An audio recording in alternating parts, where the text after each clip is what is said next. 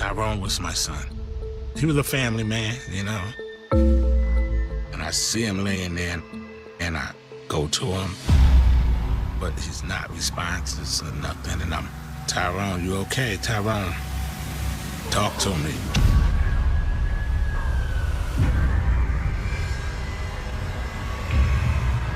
People were yelling, screaming, arguing.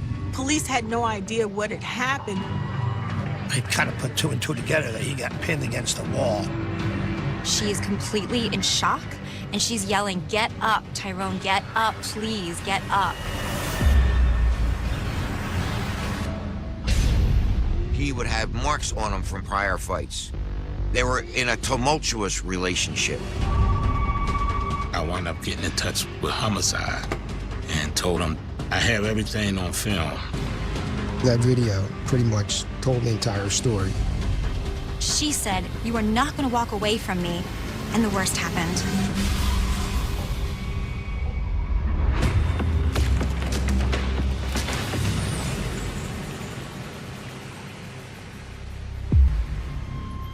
It's Thanksgiving weekend 2011 in Philadelphia.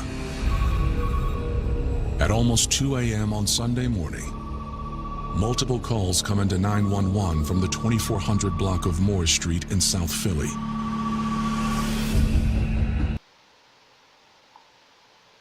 By several 911 calls coming in, a report of a car that struck a building nearby in the South Philadelphia area. Officers don't have information as to how many people are hurt, how significant this crash is, so they're responding to the scene, not sure what they're going to come up upon when they arrive. I thought it was an auto accident with injuries, which I've dealt with thousands of times. The responding officers find a chaotic scene. This crash was so loud that people in the neighborhood came rushing outside immediately. I see this car in the middle of a lot that apparently went through like a barnyard fence. It appears the vehicle then struck the brick wall of a townhouse. The wall had chips in the brick, which I thought were from the impact of the car. It was probably about 5 to 10 feet from the side of a house. Just sitting there with the headlights on. Officers push through the crowd to get closer. I got people out right now yelling and screaming and stuff like this, and I'm trying to figure out, like, okay, what happened? There are no occupants inside the vehicle, but they spot a man lying on the ground in front of it. There is one man that suffered significant injuries. He was hit by this car and pushed into the wall. I kind of put two and two together that he got pinned against the wall. And then the car backed out, and he just fell over. What brought people out on the street is the noise. You hear that crash. It's a very distinctive noise, especially when it's hitting brick. The people that were coming outside, these were actually relatives and close friends, so they were able to quickly tell police who the victim was. They identified him as Tyrone. A woman kneels on the ground, cradling 28-year-old Tyrone Taylor in her arms. Police realized that this woman is Tyrone's wife, Keisha Jones. She is completely in shock, and she's yelling, "Get up, Tyrone, get up, please, get up." Tyrone Taylor Jr. was born on June 29, 1983. He was raised in South Philly. Tyrone Taylor came from a huge, loving family. He was one of many siblings. My son Tyrone, he was a wonderful child. He was a good big brother. He, he took his little ones under hand and, he taught them and, they got along very well with his sisters and brothers. He was very well liked. Everyone loved the Tyrone. Tyrone graduated from Southern High School. He was a responsible young man. He went into the workforce. Tyrone began working construction jobs, but dreamed of one day becoming a detective. thing, which was a good thing. He worked it, and I was just very proud of him. Because Tyrone was such a fun personality, he really got along with people. And by people, he was really a great bachelor. He loved his time with the ladies. Then next thing you know, he tells me I'm going to be a grandfather. So I was happy about that. He had a great time as a young man. He also had a few children along the way, but he hadn't really settled down. He always was waiting for the right one to come along that he could really build a life with. In 2004, Tyrone met the stunning 23-year-old Keisha Jones. He was really attracted to her beauty, but she was a single mother of 2 children, and he really fell in love with the way she loved her children and mothered them. Tyrone also loved Keisha's children. Tyrone stepped into Keisha's life, and her life became easier. He made it better for not only her, but for the children as well. They were inseparable. They spent every minute together, and within 3 months, they were engaged. Just a short time later, they found out that Keisha was pregnant. And not only was she pregnant, but she was pregnant with twins. But the happiness was short-lived. The future looked so bright for these two until something from Tyrone's past caught up with him, and he ended up in jail. He was in possession of a controlled substance, something that I might add is legal now in this year, but Tyrone was arrested and sent to county jail. Now, it was only a few months, but it really put a major stress on Keisha. She was going back and forth visiting him, trying to figure out how she could help him, and also wondering how is she going to raise 2 babies alone? So this is a man that went from working every day caring for his family to having to sit still for 4 months' time, while his woman, his fiance, was on the outside being a mom, holding it down for him, and pregnant at the same time. While Tyrone was away, Keisha went into labor. 3 months early. Her twins were born. One left fighting for her life, and her second twin actually passed away. Soon after the birth of her baby girl, who turned out to be healthy and happy, Tyrone was trying so hard to make it up to her, and he did everything in his power to be a wonderful father and provider. In 2007, Tyrone and Keisha welcomed another child into the world. He had a son, and he was there for Keisha, and he was there as the father and took care of his family.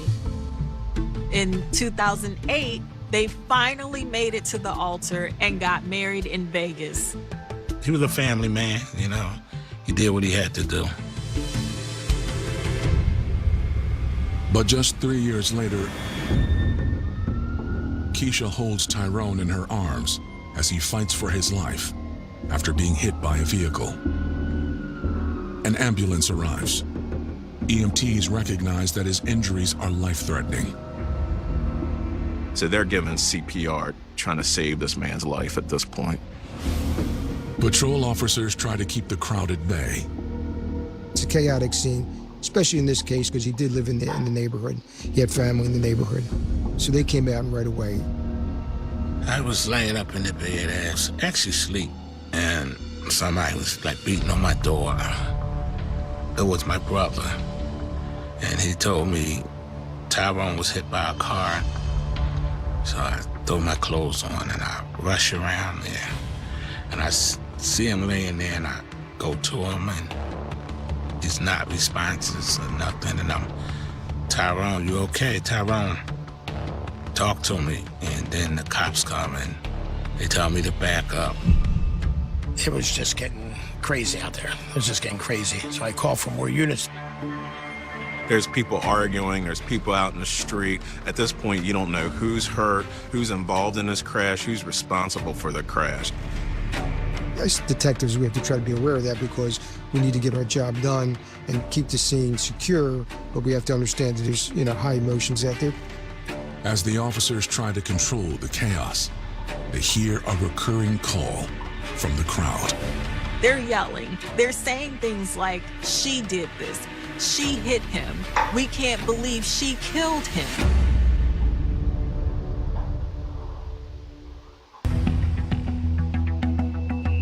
In the early morning hours of November 27, 2011, police are on the scene of a car crash in South Philly that left Tyrone Taylor gravely injured.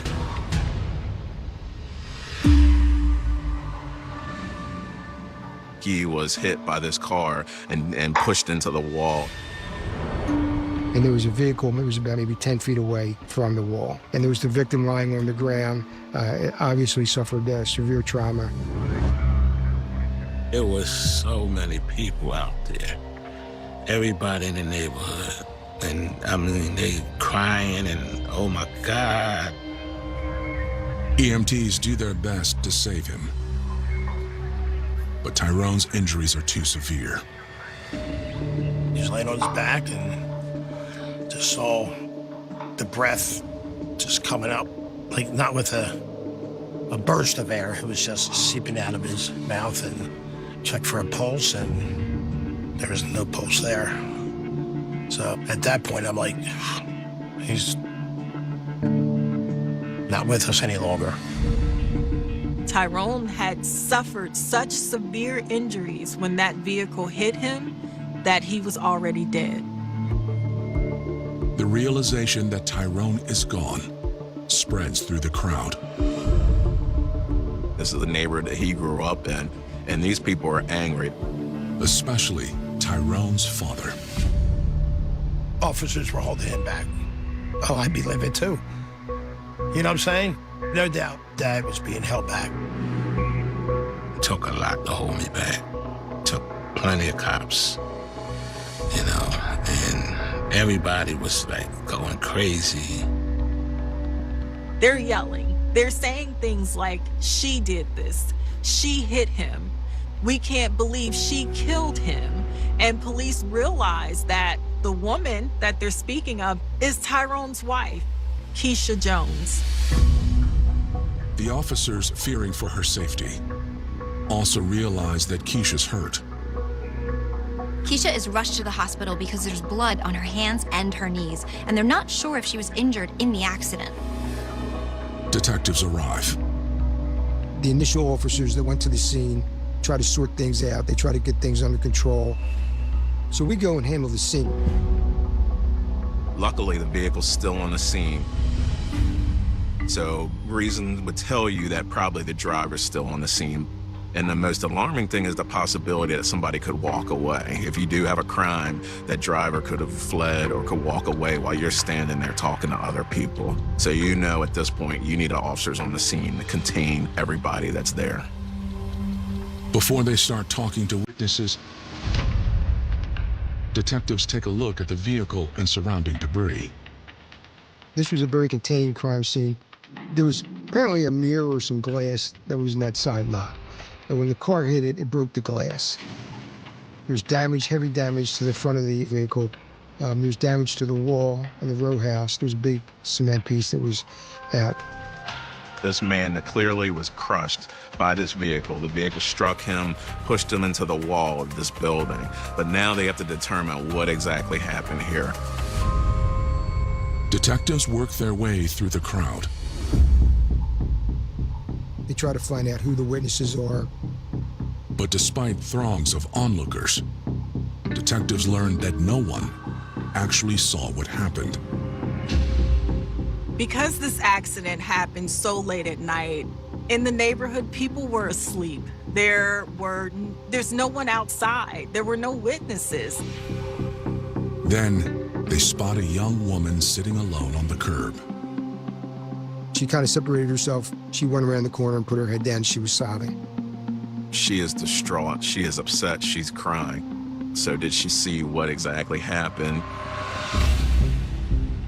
They go up and talk to her, and what she says is that she's Keisha's cousin, Tamara Stanford. She was actually in the back seat of the car, so she saw what happened. And when police interview Tamara, she gives a statement that's very clear. The cousin says that Keisha was driving the car.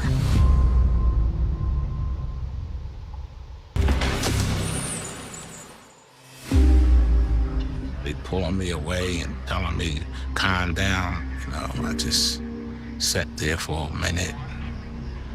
Then I went home. Then I said I have to tell his mother, and I called her. And when I told her, our son is gone.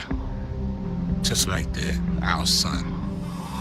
And she just cried over the phone, and I just couldn't believe it. I felt this emptiness inside of me, but I couldn't cry. No tears would come out, nothing. You start seeing your son riding on the back of the bike and your son messing around with Pop. You start getting flashbacks of your child and the good times that you had with him. Tyrone Taylor dead. When police got to the scene, it was too late. Tyrone was already gone. Police know they have to start asking questions to see why this man is dead on the ground this particular night.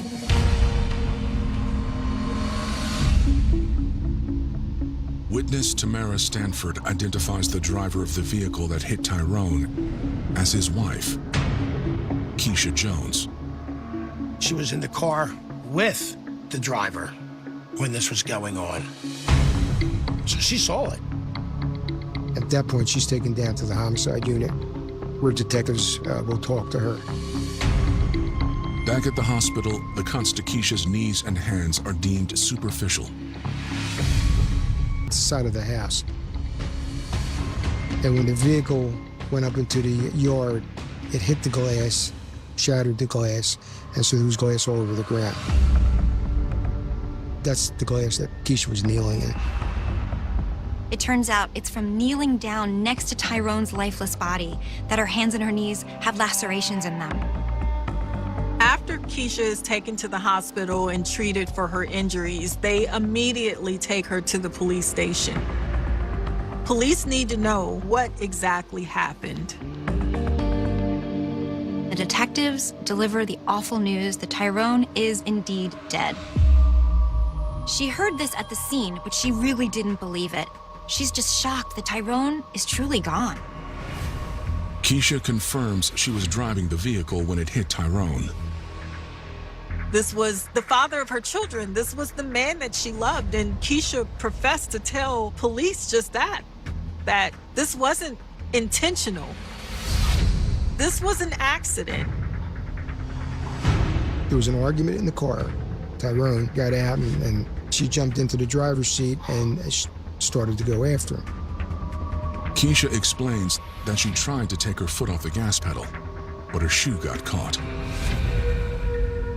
Her heel got stuck in the vehicle's gas pedal, and this was an accident.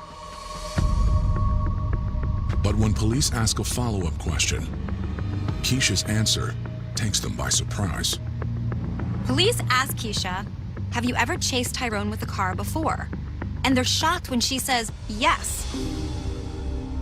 Keisha Jones admitted to chasing Tyrone down before. They would argue, it would get undoubtedly heated. Tyrone would remove himself from the situation and leave. And Keisha, being the one not wanting that argument to end, would jump in her car and go chase Tyrone.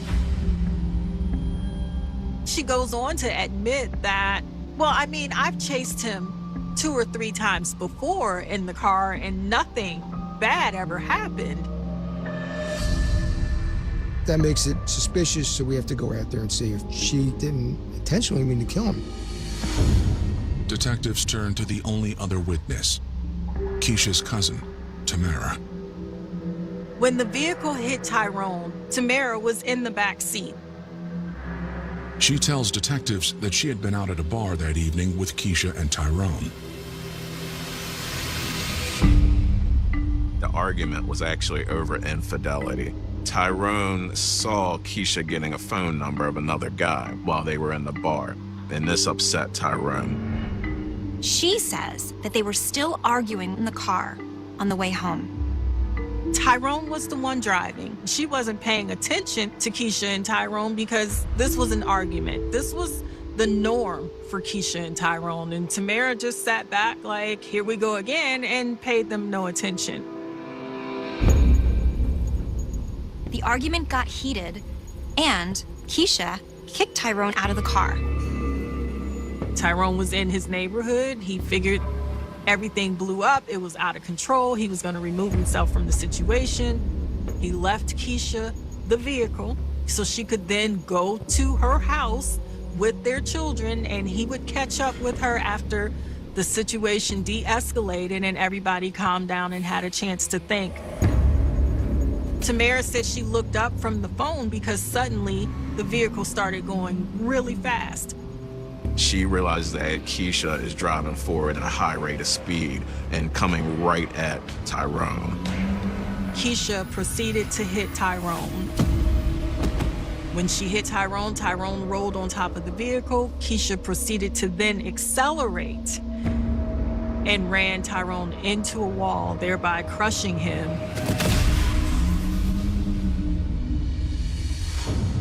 She backs away from the building, and our witness sees the victim at that point on the ground after he's been hit. She sees Keisha get out of the car and approach Tyrone. She said she got out of the car and was saying, Keisha, why did you do that? Why did you do that? She was very adamant. She just felt it was wrong as to what Keisha did. Police now have two conflicting statements.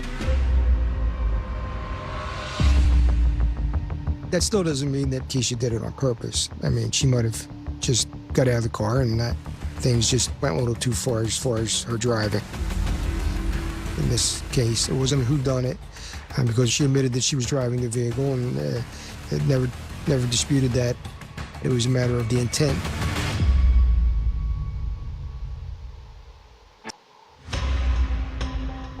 Philadelphia detectives are investigating the suspicious death of Tyrone Taylor after his wife hit him with her car in November of 2011. Police are at a standstill. They have Keisha saying it was an accident. They have Keisha's cousin, Tamara, saying it wasn't an accident. There's no evidentiary support. With no proof either way, detectives take a closer look at the facts they do have. Tamara is telling police Keisha came to pick her up. They came to meet Tyrone. It was a regular fun night. They had dinner, they went out. Keisha had 2 drinks for the night. Keisha's blood alcohol is tested, and she ends up being just over 0.1, which is just over the legal limit in Pennsylvania. The problem that you have as an investigator and as a prosecutor is that there is some level of intoxication. 2 drinks may have brought you over that legal limit depending on the size of that person or the weight of that person. So she could have been significantly intoxicated or just a little bit intoxicated. Did this come into play, that attacks that she intentionally rammed him into a wall and killed him? Investigators question the families to learn more about Tyrone and Keisha's relationship. From the outside looking in, it looked like they were one big happy family, and Tyrone and Keisha got along so well. But they all agree that the death of one of their twins while Tyrone was in jail was a curveball. These were 2 people suffering from grief.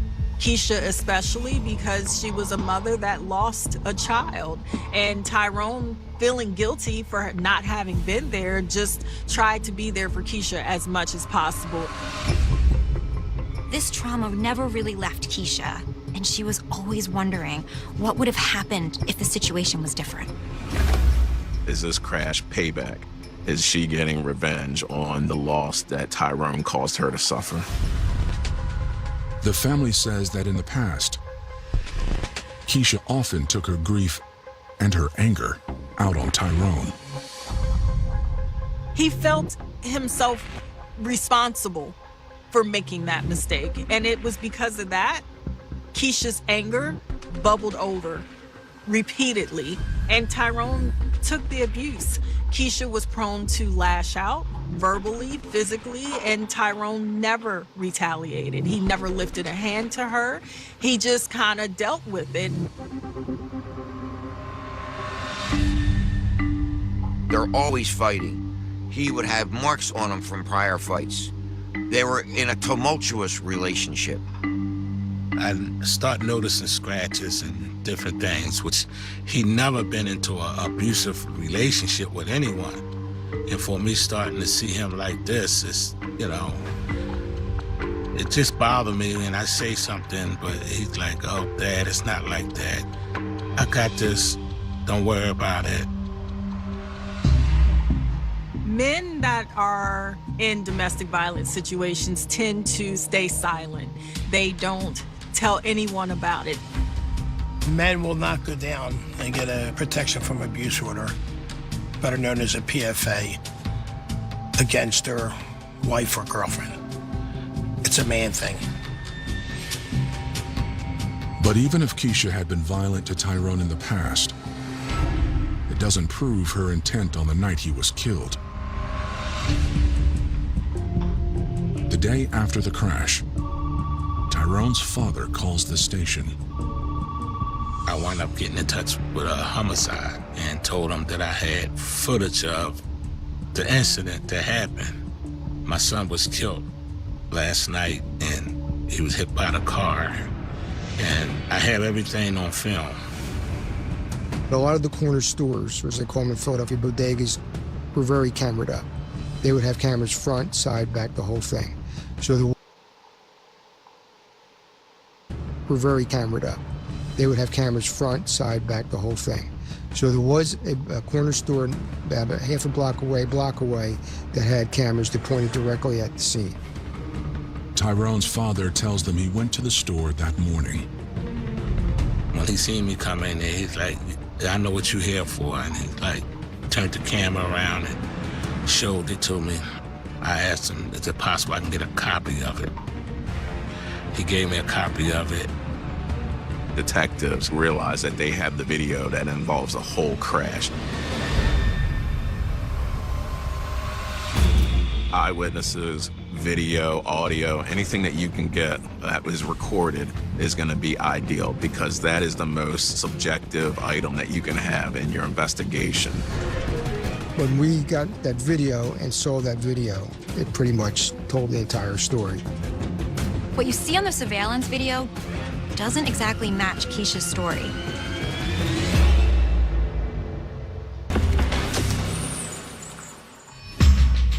Abuse typically starts with little things. It's a slow burn when someone doesn't do something right and you become angry, but that anger is stored up and you roll over and spill into a relationship.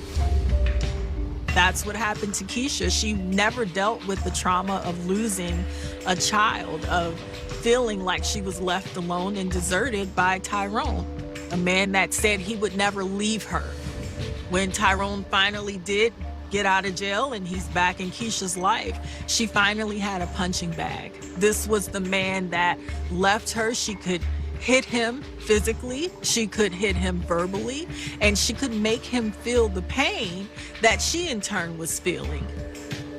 Tyrone essentially felt like it was his duty to take it.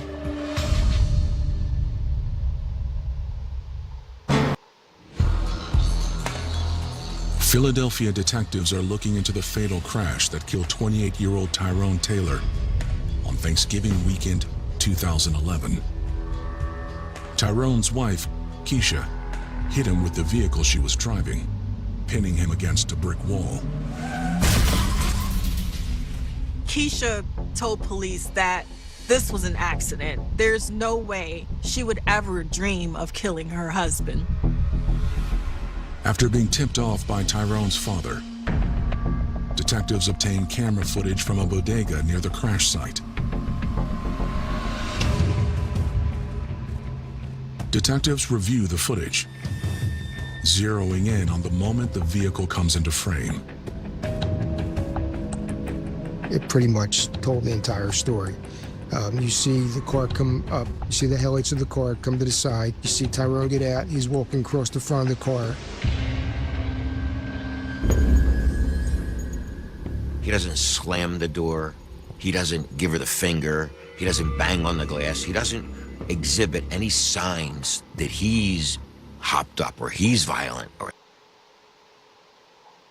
bang on the glass. He doesn't exhibit any signs that he's hopped up or he's violent or he's angry. Tyrone attempts to walk away, but Keisha gets behind the wheel.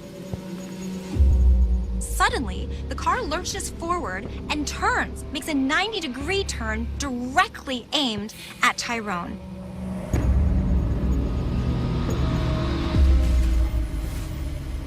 It's a sharp 90-degree turn at a high rate of speed.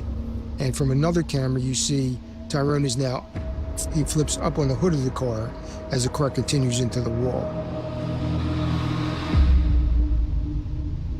Camera doesn't show where the wall hits, but you see the car hit into the wall, kind of bangs, comes back, and then you see reverse. So once you see that, it's hard to say that you didn't see him or you didn't go after him. What detectives see contradicts Keisha's explanation. She said her heel got caught under the gas pedal, and that is not the case. She accelerated. If your heel really did get caught, there's no way for you to depress that gas pedal even more. It was at that moment police were sure that Keisha Jones killed her husband. This was a woman that killed her husband in rage. For investigators, the video makes it clear how to charge Keisha. Detectives charge Keisha with first-degree murder, which in Pennsylvania, you have to prove that I understood what I did was going to kill you, and I intended to do this to kill you. Going forward and accelerating, it looks like from the video that your motive is to hurt him, is to kill him at that point. On November 27th, she was sent straight to prison without bail. Keisha's attorney tries to get the first-degree murder charge downgraded. At the end of that preliminary hearing, I said, I want to get you a deal for either manslaughter or third degree. Manslaughter is the best I can do. Third degree is the most likely, because third degree murder in Pennsylvania is that you were trying to inflict serious bodily injury, but not kill the person. And I believe that's what happened here. Prosecutors consider the challenges of proving Keisha's intent beyond a reasonable doubt. She stayed there, she didn't flee, and she was crying, holding him as he died in her arms. This is a huge hurdle as a prosecutor that you have to overcome. So you have a lot of issues going on here. Keisha was intoxicated. She was over the legal limit. Another thing that you look at is, was this in the heat of passion? So did she intentionally want to chase him, but she didn't intentionally want to kill him? Heat of passion takes away the intent of first-degree murder. So as a plea deal, they offered her to plead guilty to third-degree murder. So we got that deal.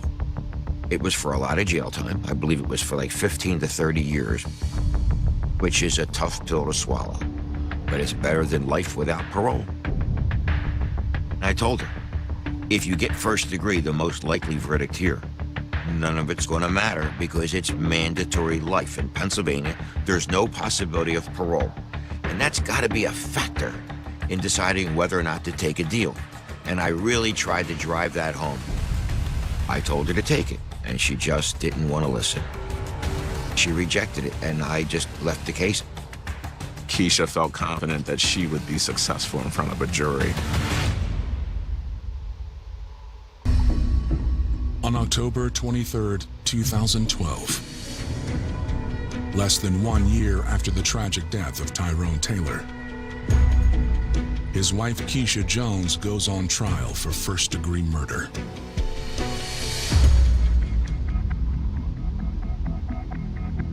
There's 4 pieces of evidence in this case that were overwhelming.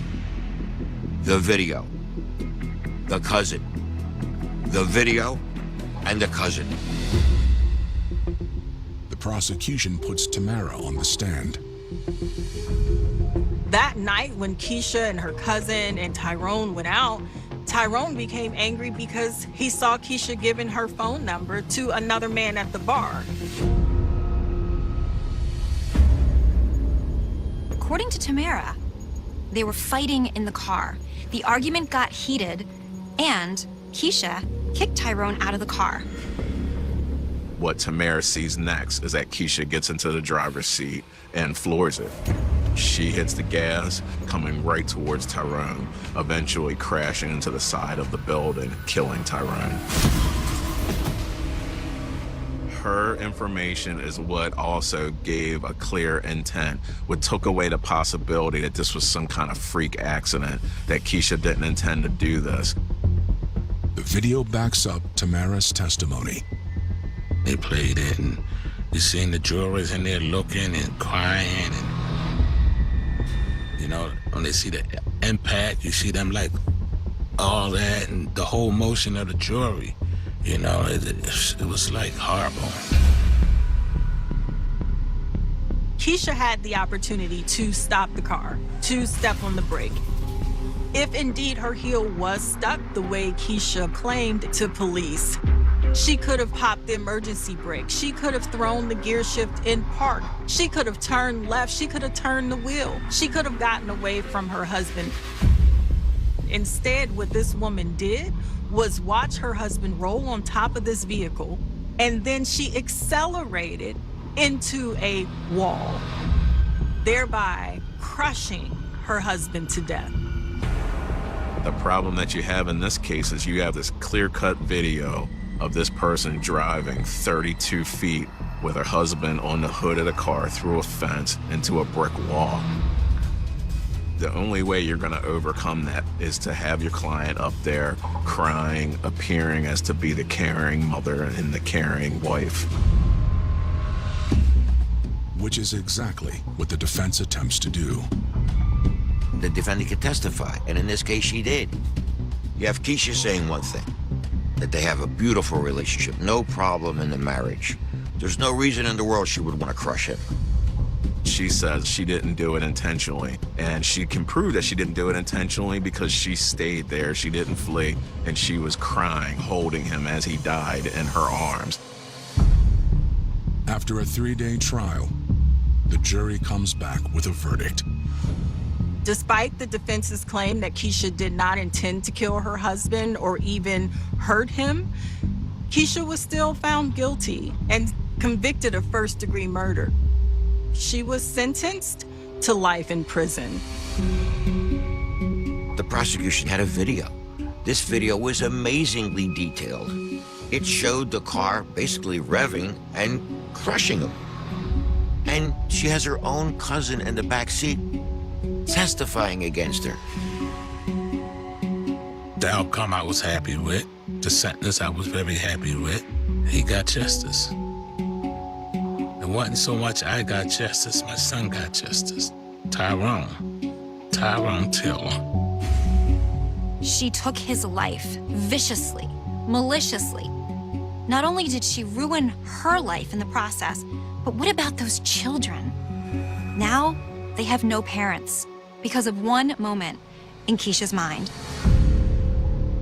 Had they gotten help, had they sought therapy, had they talked it out with family even, just someone that meant something to them that could help them work through the issues, because it's never okay to hit anyone, male or female. If you are in an abusive relationship, it is not healthy. That is a toxic situation. That is a situation you need to remove yourself from, no matter how difficult you think it may be. Tyrone's memory will live on through those who still suffer from his loss. His birthday was June the 29th. And always they would have something, you know, big cookout, and everyone gathered together, and, you know, and, oh man, They always remember my son. Tyrone won't be forgotten. Like I tell people, God has his reasons for everything that goes on in our life. Even though we don't accept it or don't want the reasons he have, we have to deal with it. We are here on borrowed time. We all have a journey. And when he calls us, we have to go home. We just have to go. Even though we don't agree with it, life still goes on. And Tyrone, his life's still going on. Even though he's not here, he's still going on.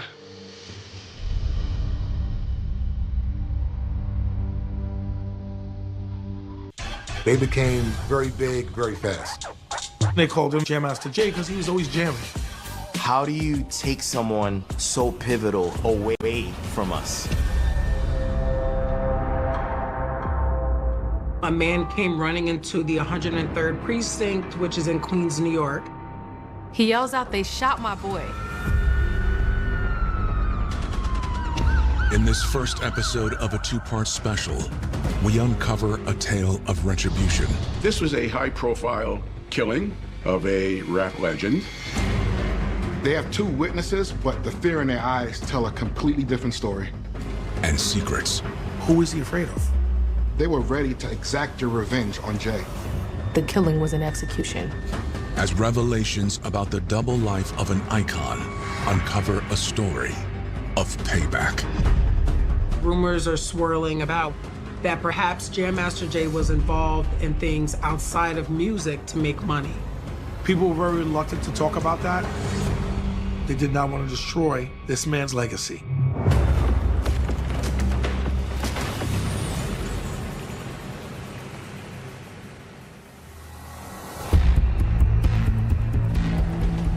October 30th, 2002, Queens, New York.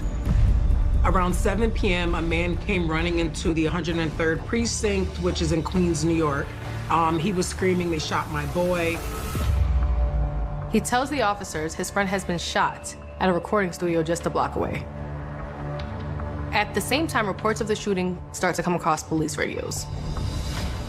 There's several phone calls that there's a person shot in the studio. One person said Jam Master Jay was a person shot. Jam Master Jay was part of the group Run DMC out of Hollis, Queens. They were one of the groups that really, really made it. The man at the precinct identifies himself as Randy Allen. Randy Allen was also at the studio that night. He's Jay's manager and partner. He leads officers to the 24/7 studio on Merrick Boulevard. But word of the shooting has already reached Jay's closest circle, who also rush to 24/7. We got in the studio, we went in through the back. And when I walked in the studio, Lydia was to the left, and Tony Rucon was on the couch with his leg up. Tony was a friend of Jay's, and Lydia was Jay's personal secretary. And then Jay was on the floor, on his stomach. I started screaming, "Jay, Jay, Jay."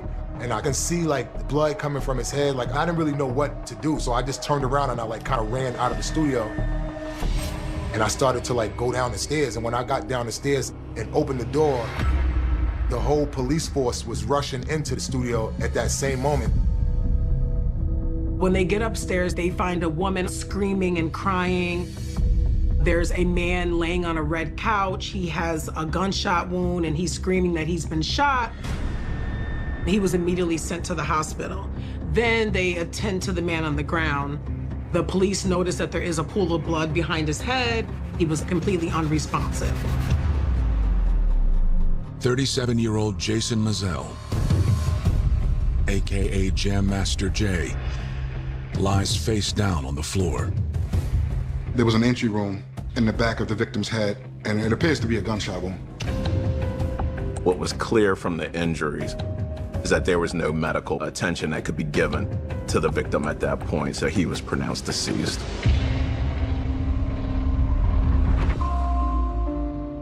Jason Mizell, known as Jay to his family, was born January 21st, 1965, in Brooklyn, New York.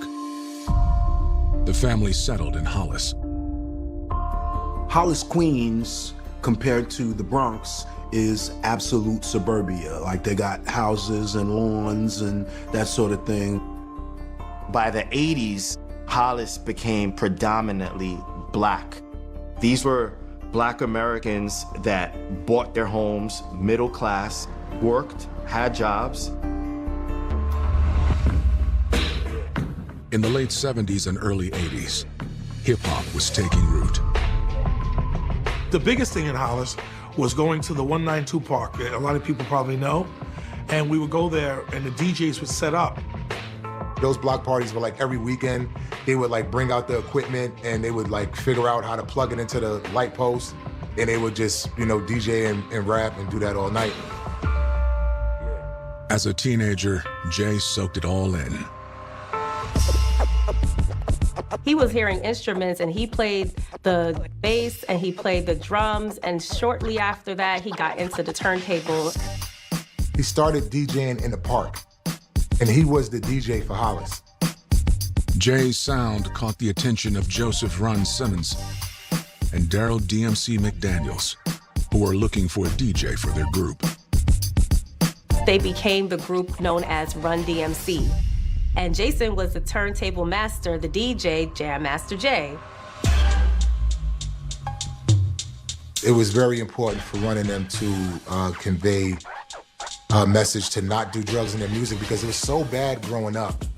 You could see people cracked out and on heroin, and I mean, it just was bad.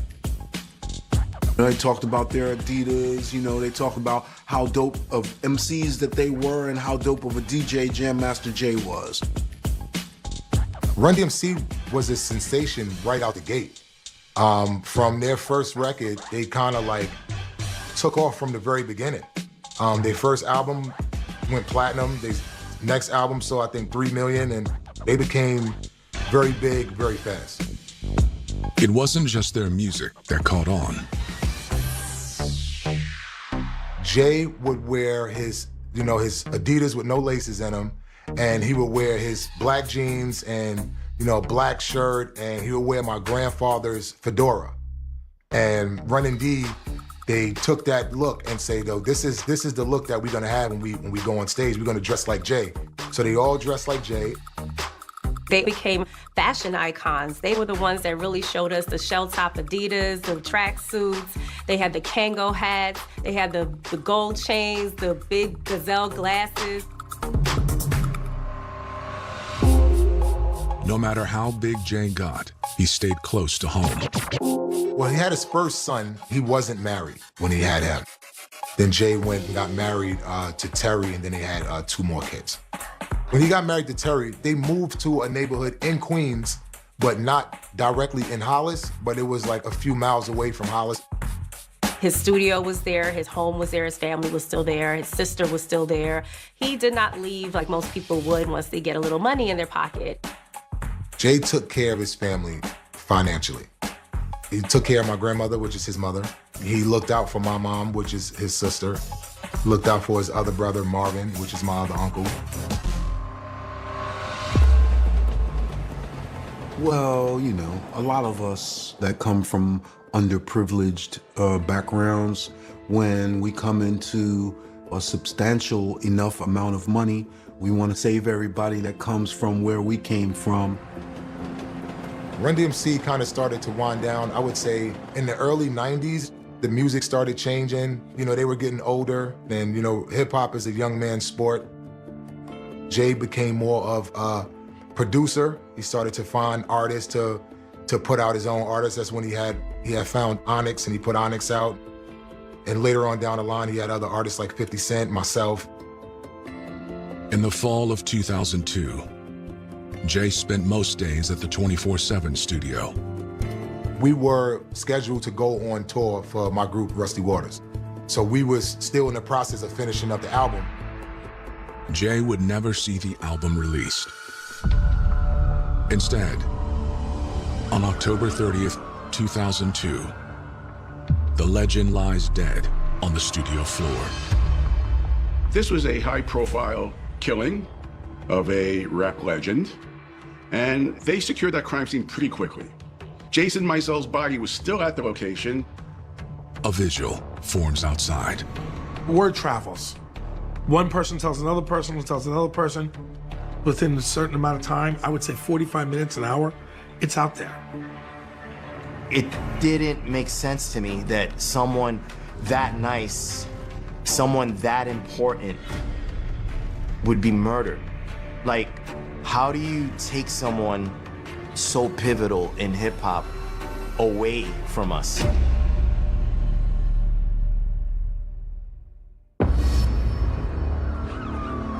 As a crowd gathers outside Studio 24/7 in Queens, detectives with the 103rd Precinct take in the crime scene where Jam Master Jay is dead from an apparent gunshot wound to the head. At the time, in that studio, there were 6 people. 3 in the control room, where music was made and recordings were done, and 3 in the lounge area. In the control room were Mike Rapley, Randy Allen, and Yaya Concepcion, who was a up-and-coming singer. The 3 people in the control room only heard shots, saw none of the assailants. Mike Rapley went out another door, looking for the shooter in another direction.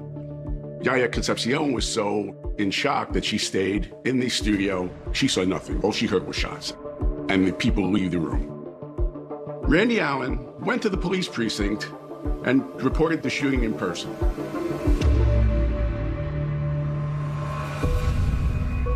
Lydia High, the receptionist, and Tony Rincon, a friend of Jay's, were in the lounge with Jay when he was shot. Tony Rincon, who was shot in the leg, was brought to a local hospital. Lydia High was there. She was hysterical. She was so shaken up that she really couldn't communicate. She couldn't talk to police yet. Tony suffered a gunshot wound also, so he was being treated, so he was unable to speak to police either. And Yara and Michael, they told police that they didn't see anything. What becomes a priority at that point is for police to begin their investigation. They've got to figure out what evidence that they can find. The medical examiner arrives and removes the body. And with the body out of the way, the detectives are able to uncover 2 .40 caliber casings that they collect into evidence. Among some of the evidence that was collected was a blue ski hat that they took into evidence. And this blue hat seems to not belong to the victim or any of the witnesses at the scene. It might lead to who might have been in the studio at the time. The DNA may come back to a certain person or may identify someone from the hat or maybe a hair follicle. So that's important. Investigators find a .38 caliber handgun outside the studio, but the peculiar thing is it's actually not related. They know that the victim was shot with a .40 caliber handgun. Why is there a different handgun outside the studio? Investigators also make note that the studio has a security system.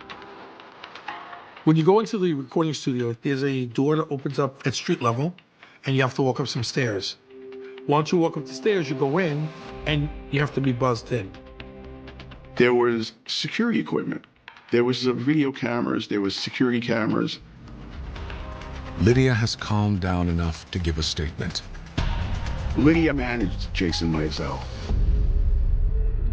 Lydia came to the studio that evening to, I believe, deliver some plane tickets or some paperwork. When she arrived at that studio, she went up to the studio and she saw Jay playing video games with Rincon, and she also noticed a handgun there. And she was put off by the handgun. She was bothered by it, and she asked Meisel, "What's with the gun? What's it doing here?" And he pretty much brushed her off and said, "Don't worry about it. Everything's fine." Investigators also find the gun concerning. Now, if Jay had a gun on the ledge of the sofa, who was he afraid of? Why was he afraid, and why did he have a gun? Lydia tells them she wasn't there long before chaos broke out. Lydia tells investigators she was sitting on the small red couch when 2 men entered. She said she couldn't see who the people were because they were wearing masks and they had guns. Lydia tried to run out, but one of the men held her down on the ground at gunpoint. The other man fired a shot directly into Meisel's head, and he fell to the ground and died instantly.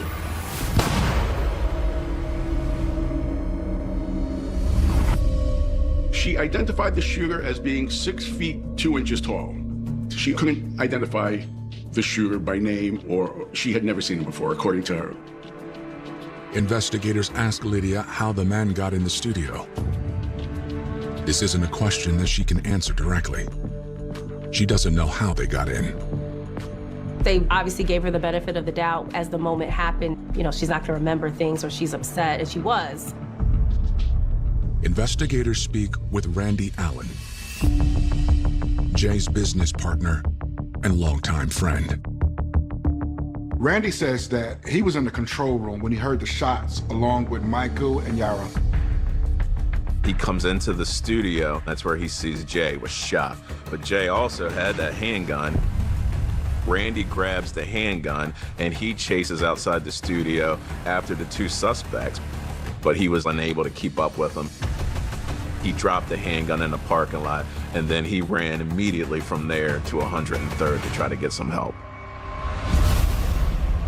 Even though he didn't see the attackers, investigators know how Randy might help them make an ID. Investigators attempt to secure the footage from the studio the night of the shooting, but Randy Allen refuses. It seemed as though Randy was more obstructing the investigation rather than helping it. They probably figured that, why is he trying to hide something from us?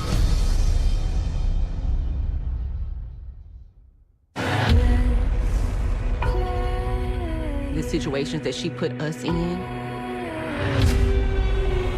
just wicked. All new Fatal Attract. The first time I discovered Jam Master Jay, it was the second single release via Run DMC on Profile Records. The song was literally called Jam Master Jay. It was dope for me to hear the rappers making it about the DJ and not themselves. That song to this day is a staple hip hop song because it lays the blueprint for what the aesthetic of hip hop is. There's no guitarist, bass player, drummer, keyboard guy. It's a one-man band, and he's using 2 turntables and a mixer and vinyl. And Jam Master Jay was the best at it. Detectives in Queens, New York hit their first roadblock while investigating the shooting of famed hip-hop artist Jam Master Jay.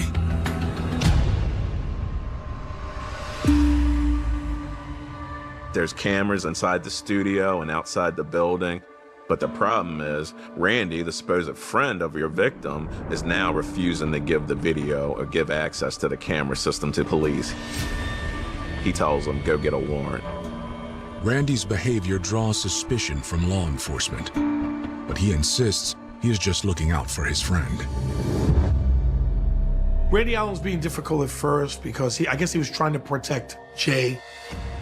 What just happened is a major rap figure just got killed.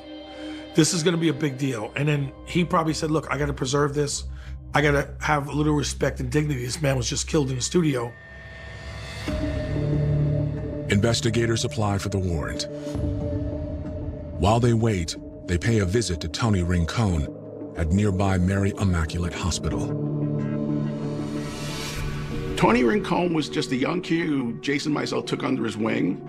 So Rincon would come and help out. He would play video games with Jason Mizell. He would hang out at the studio. Which is what Tony says he was doing just before the shooting.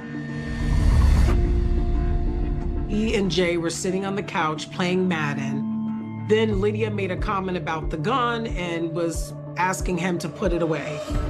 During that conversation, the 2 men come into the studio. At the same time, he got a call from his mother and looked down at his phone. The next thing he knew, a shot rang out, and Jay fell to the floor. Tony also states that when the gunman was attempting to flee the scene, he accidentally tripped over Tony.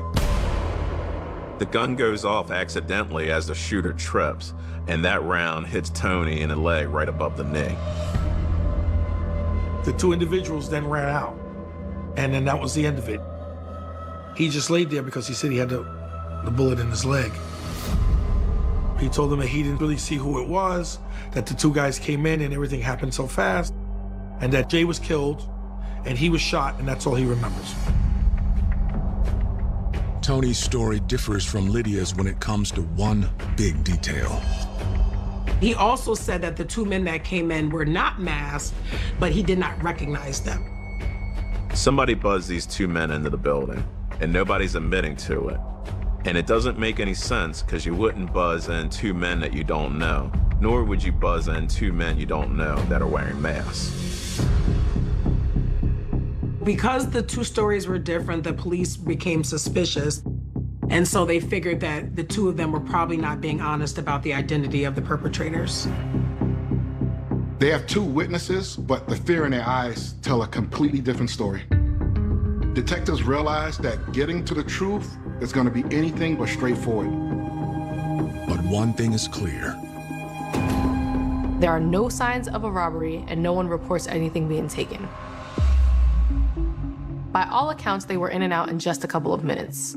This killing was clearly planned, and Mizell was obviously the target. The autopsy on Jason Mizell appears to support this theory. There was gunshot residue on Jam Master Jay's shirt and stippling on his wounds, which would indicate that the gun was fired at close range. In fact, it was so close that his hair and shirt were burned. Mizell was killed instantly, and investigators have no doubt that the killing was an execution. 48 hours after the shooting, investigators get the search warrant. A call came in that there was video evidence that needed to be retrieved. It was a cold night. It was a raw, I don't know if it was snow, but it was definitely cold. It was a miserable night, if I can remember. We went to the crime scene, retrieved the videotape, take it back to the laboratory, which wasn't too far from the crime scene, and analyzed the tape. You could see right away that something was different because, like I said, it was a cold night. And the images that were on the tape, I believe there were individuals with shorts on and T-shirts and looked like a summertime atmosphere. There was really nothing we could use. The time and date was off. The images didn't correspond to the day that this had happened. So it was like right away, it was inconclusive. I was like, sorry guys, we had nothing. Investigators consider whether the tape is old or if it was tampered with. So there could have been a couple of things. Did somebody just not turn the cameras on? Or is it more intentional? Did somebody switch the cameras and take the footage with them somehow? Or are they trying to cover up the murder? Are they in this conspiracy? Investigators are out of leads. But there are plenty of theories in the street. The rumors about who killed Jay, they started immediately. But it was so many different names and so many different people that were being said had some involvement with Jay being killed. In some places I even heard me. He was not a gangster. He was not a thug. He didn't go around hurting people, so I couldn't understand why anybody would want to do that to him. The only other scenario that I could possibly think of was that it was about money. The tip line got a lot of calls. They also were looking at the possibility of this being a rat beef. When detectives are interviewing people, a lot of people are given names. They're given names of several people that are close friends with Jay. And some of these close friends are lifelong friends that they've grown up with in Jamaica, Queens, from the original Hollis crew. The atmosphere in the community after Jay's murder was just weird, man. Like, it was just like a super unsettling feeling being in the neighborhood. The scariest thing is that somebody that was close to him hated him enough to shoot him in the back of the head in this way. They had to understand that police would be coming for him, knowing as famous as he was, and that still wasn't enough to prevent this person from executing Jam Master Jay. In the wake of Jam Master Jay's fatal shooting, the community of Hollis, Queens is overrun with rumors about who is responsible. The police have to look into them because now you're looking at a high-profile case and the first thing you're saying is, why did this guy get killed? For what? Police were getting all kinds of leads that were getting them nowhere, and it was just leading them down paths of rumors and speculation.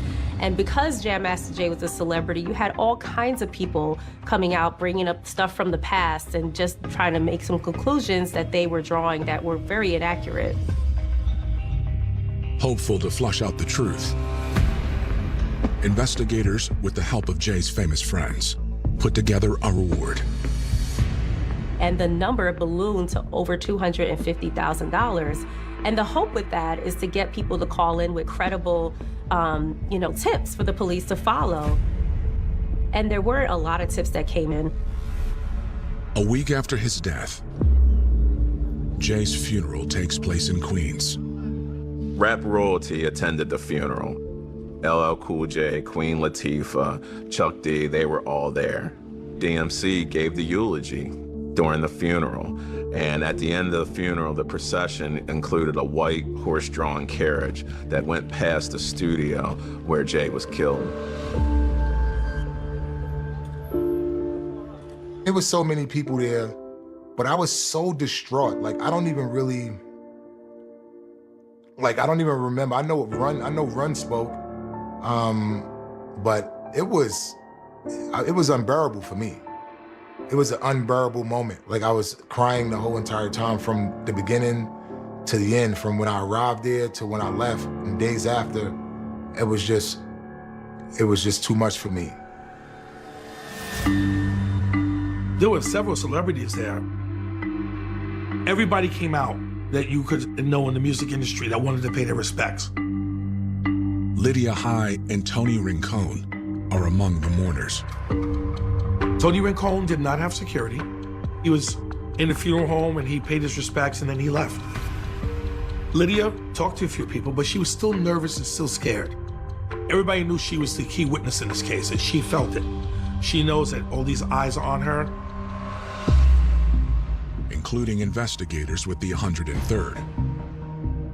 They approach Lydia at the gravesite, hopeful she might help them sift through the tips. She agrees to go back to the precinct for another interview.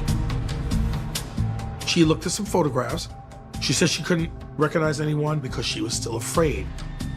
Detectives know for sure that Lydia and Tony know more than what they're telling police, but they continue to be quiet. It's clear that they're scared.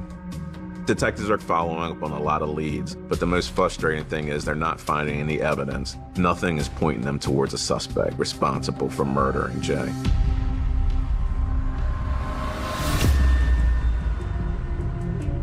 In early 2003, investigators get DNA results from the blue hat collected from the crime scene.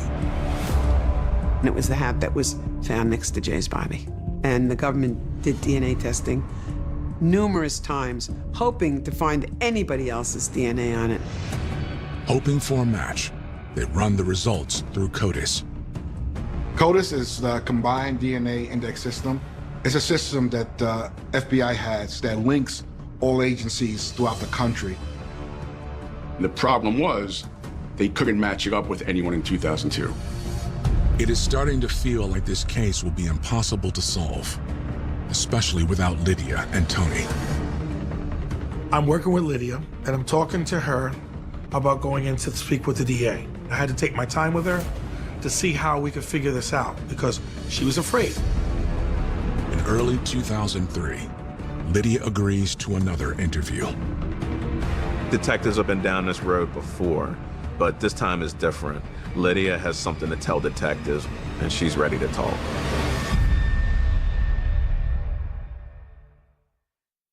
Hip-hop royalty. Run DMC was a global phenomenon. Murdered. Detectives know why. A big drug deal that Jam Master Jay was involved in. See how they finally found who.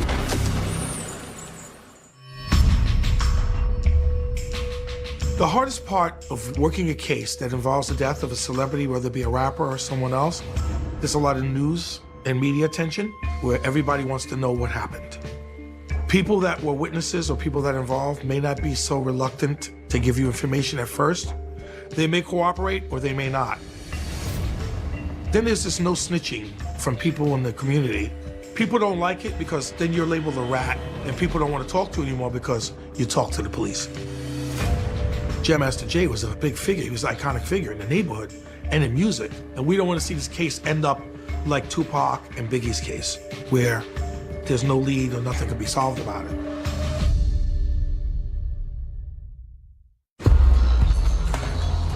In summer 2003, investigators looking into the shooting death of Jam Master Jay sit down with eyewitness Lydia High, who promises, finally, to tell them what she saw in the studio a few months earlier. She identifies the man who held her down at gunpoint as Ronald Washington. She states that she knows Ronald Washington very well because they grew up in the same neighborhood. She's known him her whole life. So had Jay. Ronald Washington happened to be a childhood friend of Jam Master Jay, so it was kind of surprising to see that he would be brought up as a possible suspect in his murder. But the shooter is a different story. She told the police that she never saw the face of the shooter, that she couldn't identify the shooter. So Lydia did not know the shooter, but the person she did know was identified as Ronald Washington. And she picked Ronald out of a lineup. The interview is a much-needed break, but far from enough to solve the case. We identified one person, but the case is still incomplete because we don't know who the other person was, and we're still developing why Jay got killed. When it comes to Ronald Washington, investigators learn they have the luxury of time. When she identified Ronald Washington, they knew he wasn't going anywhere. He had been in jail for a series of robberies that he committed in Long Island, so he was being held in a federal jail. He wasn't going anywhere. Washington tells detectives that he and Jay have had a friendship stretching back to his earliest memories. It started early on in elementary school, you know, from what I understood, even in first grade, and that they had always just been good buds. And Ronald was not nearly as successful as Jam Master Jay, but the truth is, Ronald wasn't successful at all. Ronald Washington's a pretty simple guy. His home away from home was in the studio, but when he wasn't in the studio, he was basically living with Jay's family. So he was either living in the studio or living with Jay's family. He didn't really have a home of his own. So, yeah, he was always in and out of the studio. Ronald Washington does admit that he was at the studio that day, but says he was there earlier, hours before the crime happened. So as police are questioning Ronald Washington about his whereabouts from the night of Jay's murder, he tells them that he has an alibi and that he was at a barbershop. He also tells them that he was hanging out with his girlfriend that night. He and his girlfriend at the time, Dania McDonald, did spend some time together at the studio. They had gone there earlier in the day. They were sitting on the sofa with Jay, eating grapes and drinking Hennessy and playing video games. And that's what they did all afternoon. And then at some point in time, the girlfriend said she wanted to go home, so she left, and Ronald hung out. Later on, he got word of the shooting. His immediate reaction after hearing about the murder was to call the girlfriend and say, this is what just happened, meet me on the corner, and let's go to, Jay's family's house and pay our respects. Investigators follow up with Dania. She confirms that she and Ronald were in the studio before the shooting took place. It was the first time that she had met Jay. She noticed that Jay had a gun in his waistband. And so she leaned over to Ronald and said, why would he have a gun? Ronald looked over towards Jay and said, what's with the gun? And Jam Master Jay pulled the gun out of his waistband and said, I got a problem. And Ronald's response, according to the girlfriend, Ronald said, bro, if you have a problem, I got a problem. After the crime actually happened, she and Ronald Washington went over to the house to pay their respects. She gives an account as to the whereabouts of Ronald, but the problem is that her account gives the whereabouts of Ronald before the shooting and after the shooting, but not during the time that Jay was killed. Their stories diverge when she says that they actually separated for a couple of hours, 2 to 3 hours around the time that the crime happened. So the question is, what was he doing during that time? Investigators do more digging on Ronald. Ronald's a bad guy. He's been in and out of jail, and he's been known to the neighborhood. He's the type of guy that is involved in a lot of different things. They're hearing this common thread about drug transactions, and Ronald Washington was not a stranger to that particular lifestyle. Rumor has it that Jay was also involved. Rumors are swirling about what might have happened to Jam Master Jay. During this time, the police start hearing rumors that perhaps Jam Master Jay was involved in things outside of music to make money. At the beginning of the 90s, Run DMC's fame started to die down a little bit. Jam Master Jay had more expenses than he could keep up with. And so the rumors were that he started dabbling in cocaine distribution to pay his bills. In December 2003, investigators learned that Ronald Washington has been talking about these rumors to the press. At this time, Ronald Washington was incarcerated, and a reporter, Frank Owen, went to go see him and visit him, and they talked about Jam Master Jay. The article was published by Playboy magazine. That article talked about Jam Master Jay's involvement in cocaine distribution, and it also insinuated that there was a drug deal that went wrong, and that drug deal is what led to his death.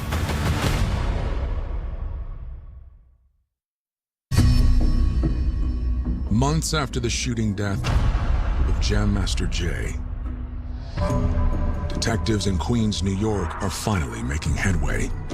Our witness, Lydia, she says that Ronald was in the studio during the shooting, but he was not the shooter. Ronald, speaking with a reporter, says that the shooting was a result of a drug deal. There was a long piece that came out in Playboy magazine that was going through a complete detailed account of the fact that Jam Master Jay was involved with drug activity. That then turned into this conspiracy murder plot that ended up with Jam Master Jay's death. So that was very interesting to the police as well, because now here's the motive that we have for his death. So we have to go talk to other people to find out who are the people that Jay knew in his circle. What's up with this drug involvement? How is he involved in drugs? Why is he in drugs? Is he selling them because he needs money? Is it he's trying to supplement income? What is he doing? They learned that allegedly Jay wasn't dealing on the street corner, but setting up the guy who was. Sometimes there's a guy who's the main connection, then there's a middle person, and then there's other underlings that people get drugs from. Jay was sort of like the middleman to set that up. But again, they weren't buying low-level drugs. They were buying high quantities of kilos of drugs, and that's felony weight. But investigators can't find anyone willing to verify these rumors. People were very reluctant to talk about that because of his legacy. They did not want to destroy this man's legacy. I've heard people mention Jay was involved in drugs, and at the time, I didn't believe it. I mean, now I'm still skeptical of it. It was something that people just couldn't digest well. I mean, considering what Run DMC stood for, all the say no to drug ads and stop the violence and all these positive messages that we knew and know Jam Master Jay to be a part of, to learn that a drug deal was a possibility that led to his murder, it didn't sit well with anybody. The pieces are coming together. Detectives feel sure that Ronald Washington is involved, but they can't prove it. The drug theory also has potential, but they can't prove that either. The only thing they can do is keep investigating. I want to draw an important distinction between what the government may suspect and have reason to believe, and what the government can prove. So Washington had been a suspect in the murder of Jam Master Jay. We don't bring charges based on suspicion. We don't bring charges based on rumor. We only bring charges when there is sufficient admissible evidence to prove those charges. With Ronald Washington still serving a lengthy prison sentence, investigators have time. He wasn't going anywhere, so they didn't need to really go at him right away. Once they identified him, they want to wait until they get more on the case itself, because they wanted to get all their ducks in a row. Investigators are positive that Washington has something to do with Jam Master Jay's death, but they still need proof, and they need to identify the shooter. Detectives continue this investigation, but what they didn't realize is how dark this case really is gonna be.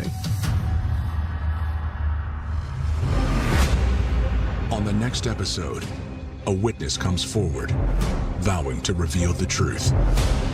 Now he was no longer afraid. He wanted to do the right thing. There was this investigation. Detectives heard many people's names, but they had never heard Carl's name. And the twists keep coming. The DNA matched the third suspect that they did not even have on their radar. And now they're wondering, could we have a possible third suspect that we have to look at? He felt that he'd been cut out of a deal, somehow cheated, and that was unacceptable. There are some not so good things. On Monday, August 9th, 2010, family of 18-year-old Letitia Frazier walks into the 7th District Police Headquarters in distress. Caroline Frazier, Barry Campbell have responded in, demanding service. Letitia's mother, Caroline, says they filed a missing persons report days ago.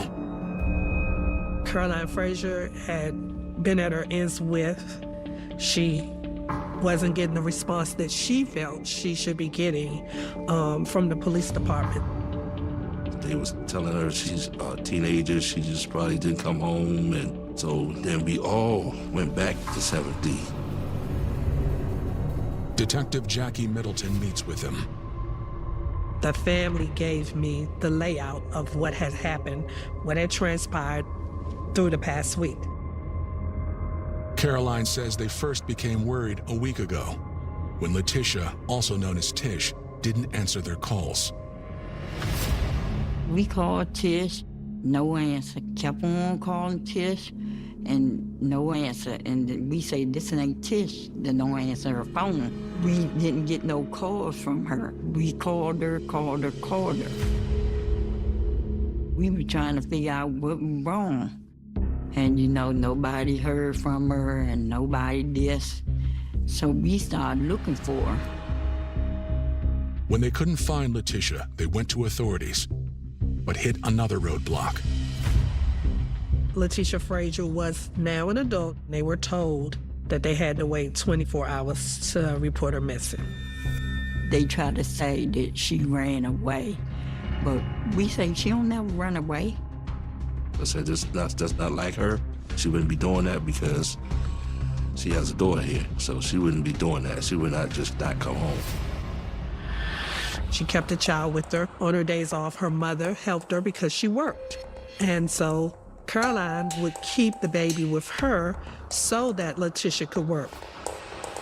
And for Letitia not to contact Caroline, just to check on her baby for over a week, like radio down, nobody's heard from her, nobody's seen her. It just was an indicator that something awful was wrong. She didn't hang out in the streets. She didn't go to clubs. She didn't do none of that. If she didn't come home, something happened. Born on October 3rd, 1991, Letitia Frazier was the youngest of Caroline's 3 daughters, and her father, Barry's firstborn. Caroline and Barry, mom and dad, were no longer together as a couple, but they were definitely family, and they kept everyone close.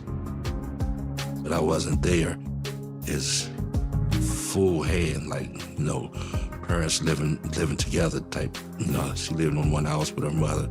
I lived in another house. But so when I had that time with her, I tried to be the best, give her the best of me when I was around her. I took care of all of them. Like I said, I raised them all mostly by myself, and, you know, couldn't ask for nothing better. As a teenager, Letitia started thinking about her future. When she about 15, 16, she started, you know, watching me cook, like chicken and stuff like that. And she started picking up, Mom, can I help you to do this? I said, go ahead. Can I help you to do that? I said, go ahead. That was one of the conversations that we also had, that her passion for food and cooking. I was like, wow, so that's why you should, you know, continue to go ahead and go to school once you, you know, graduate, focus on, you know, your career in cooking. But at 15, Letitia became pregnant. I didn't want them to go out and get pregnant at a young age, but it happened. I had to deal with it, help her to take care and everything. It happened. You know, now let's work through it, let's grow. We all live and learn throughout life, so this is a lesson learned. In 2007, Letitia gave birth to a baby girl. It was just that precious. I felt real good as a grandfather, and my daughter was real happy. She was a good mom. I mean, she did everything she could do for her. She bought her stuff when she was working, made sure she ate good, did her hair and everything. Letitia was determined to finish high school. She stayed in school, she focused, she continued, she graduated on time. So she had a scholarship to go to PG for culinary arts. But she didn't want to go right after school. She wanted to spend time with her daughter. That was another, just mother spending time with her child. She wanted to just be out of school for a year. She loved her baby, was working at McDonald's and everything. So she was doing up okay. She was about her daughter all day, every day. Outside of work, she was with her daughter.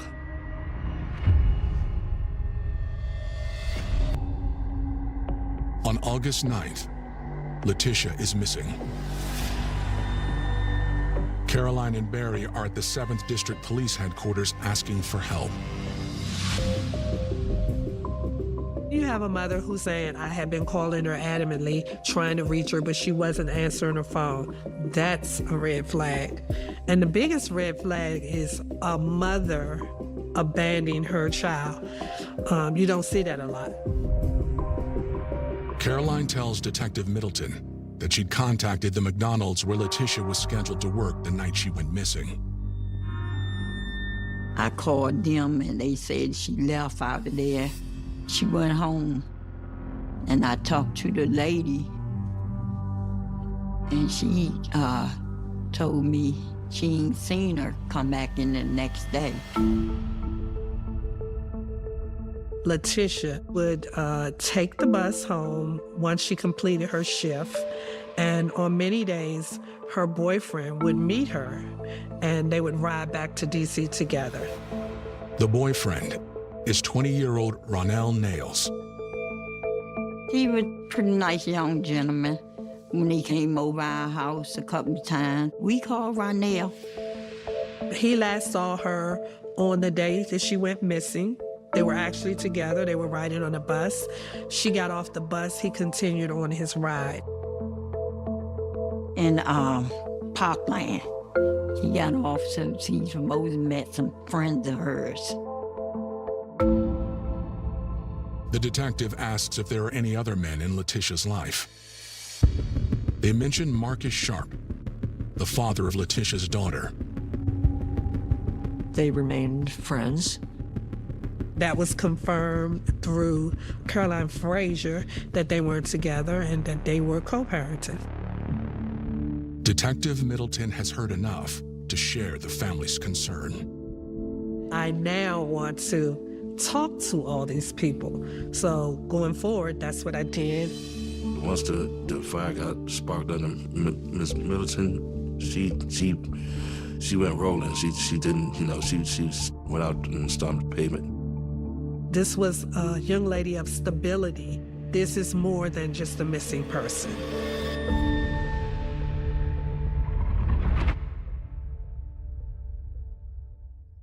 Kia has 10. It's the summer of 2010 in Washington, D.C. And 18-year-old Letitia Frazier has been missing for a week. Having met with her family, Detective Middleton has a list of people to talk to, starting with Letitia's manager at the McDonald's where she worked. That was the last place she was seen, so you start there. Did she get in an argument with a customer? Were there any threats? Did she have any problems? Talking to her manager, she was a good girl, a hardworking girl, a valued employee, and she never missed work. She was never late. Letitia's day at work was a normal day. Co-workers didn't mention anything out the norm. Her attitude, demeanor, everything, she was just her loving self. The manager confirms that Letitia left work and got on the bus with her boyfriend, Ronell Nails. According to what I'm told is he's the last person to see her. So now we have to determine when he last saw her, what was going on, so on and so forth. So we interview him. Detectives bring Ronell in the next day. He was very upset with that situation. Anyone who really knew Letitia knew that she would not do this. She would not just walk away from her family and her job and her daughter especially. According to Ronell, Letitia said she'd meet up with him later at his house, but she never showed up. They got on the bus, the P-bus, like they normally do. She told him, according to him, that she was going to hang out with some friends. And, it's early in the evening, 5-ish, 6-ish, he didn't see any problem with that, So that's what she did. He went on home. He seemed concerned, I felt after talking to him that he didn't do anything to her. But a gut feeling isn't enough. We asked him if he would be willing to take a polygraph, and he did take a polygraph test, and it showed no deception. Before Ronell leaves, he makes a suggestion. He suggests that we talk to the baby father. Marcus lived around the corner from where he last saw her. He knows that that's where she got off the bus at, so could Marcus have seen her? He could have. He could know something. Naturally, he's going to be someone you're going to look at. You want to know if there's issues going on between them. Is there any jealousy of him knowing that she's now dating someone else? They find Marcus at his home. He had no problem with talking to me and gave me that he hadn't seen her. I did ask him would he be willing to take a polygraph, and he did. And he passed the polygraph or showed no deception. Her child's father, he was cleared and nothing came of that.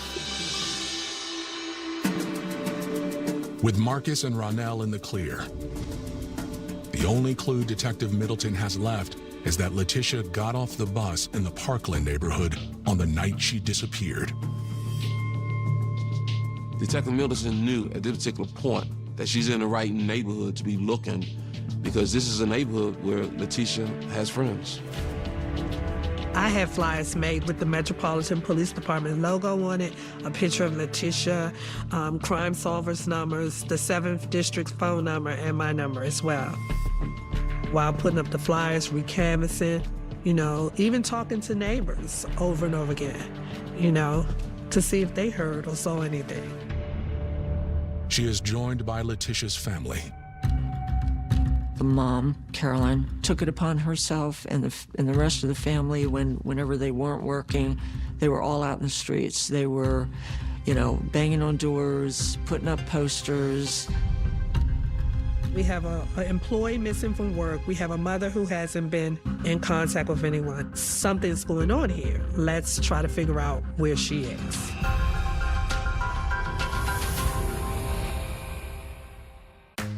Hey, it's Chef Jannard here, and I'm about to take you on an incredible journey through the heart and soul of your favorite destination. I'm talking about Black culture, Black excellence, food, music, Black and brown people that look like me, doing it big. Woo! It's a journey through culture, one bite at a time. I'm about to give you the ultimate Black experience. I love it. Savor the City, a new series coming in 2025. She told her boyfriend she was going to see a friend. The family and friends, we're spending a great deal of time in the communities, passing out flyers, trying to obtain information, the rest of the case. Letitia's mother, Caroline, is often joined by a well-known local TV reporter. She called Sam Ford, who became very persistent. Like every time she went out to put out flyers, he was there. He stayed in the community, supporting her. Family members were back in this neighborhood again today, passing out flyers they had made up in search of 18-year-old Letitia Frazier. Sam, you know, connected with the family as well. He could see, you know, how much effort they had been putting in to try and find Letitia. And he covered that story numerous times in the news. Caroline speaks with everyone in the Parkland neighborhood who might have known Letitia. Accompanied by Sam Ford and his camera, she comes across 23-year-old Brian Gaither. Sam agreed to go with Caroline as she went around the neighborhood asking questions and knocking on doors and film her doing that. Gaither is a friend of 16-year-old Johnny Sweet, himself a mutual friend to both Letitia and her child's father, Marcus. The father actually lived in that area, and that is how Letitia first came to know Johnny Sweet, Brian Gaither. They hung out together. Brian offers kind words. Brian Gaither came out and apologized, said he was sorry for what had happened. You can't believe she's missing. You know, we don't know anything about it. Brian invites her inside. You're welcome to come in and look in the apartment for her. She's not here. She's not here. So he went and walked Caroline in the building to show her around, to make sure that Letitia wasn't in there. And she came out with no sighting or sign of Letitia being in that apartment. Caroline's efforts don't uncover any news on Letitia's whereabouts. But there is a sign that someone in the neighborhood knows something. The flyers were going up and the flyers were coming down. Like they would go through on Wednesday, put flyers on all the light poles and hang them on doors and stuff. And then in the area, the immediate area where we had suspected she was last seen, those flyers would be torn down. Okay, and we couldn't understand why and couldn't figure out what was going on. I found that to be very strange. I've been involved in missing person cases, and community pulls together. They don't tear down the flyers. It was clear through the investigation that someone didn't want Letitia found. Letitia's family doesn't give up. They continue to hang flyers and hold out hope she will come home. Every day we put them up, they were taking them down, and we kept it going on. Summer turns into fall with no sign of Letitia. Then, a disturbing new development.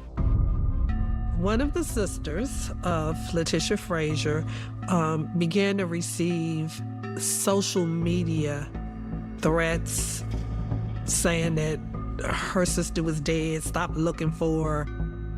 If we keep looking for Tisha, they say that somebody gonna get hurt. One of the threats that they received, and it was Letitia is dead, one gone, more to come. To investigators, the threats are a potential break. Somebody's knows something or saying they know something and saying where she could be. So let's get somebody involved to try to track where these messages are coming from. They were able to get search warrants for that account. They were able to locate the IP address for where that had come from. Okay, let's go, team. We're all excited. We're gonna go out, we're gonna look for this address. Welcome to McDonald's. How may I help you? Can I please get a big... What I need from you is a chicken Big Mac.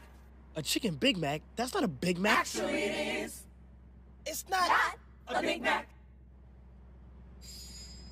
Chicken Big Mac? Chicken patty, special sauce, lettuce, cheese, and pickles on a sesame seed. In the fall of 2010, Washington, D.C. investigators raced to a location where they traced social media threats made against the family of missing teenager Letitia Frazier. We follow the directions to a T, and it takes us, to this address, and we get there and boom, it's a vacant lot. We could only assume that somebody was using their hotspot at that location in this lot. They parked their car there and sent these emails or text messages. So now that's like regroup time. We're trying to figure out where can she be, who is she with, what happened. Caroline was persistent. She just kept going, and she kept bringing the media, so it was in our faces. Every citizen saw it. Her daughter, 18-year-old Letitia Monique Frazier, disappeared after leaving her job at McDonald's last August 2nd. She was last seen around Trenton Place Southeast, where the family passed out flyers last summer. It eventually pulled on the heartstring of someone. Someone got tired of watching on the news the mother grieving and the mother requesting answers. Someone felt the need to call the crime solvers. The tip comes in on January 10th, 2011, 6 months into the investigation. An anonymous tip came in that Letitia was murdered and that 6 people were involved.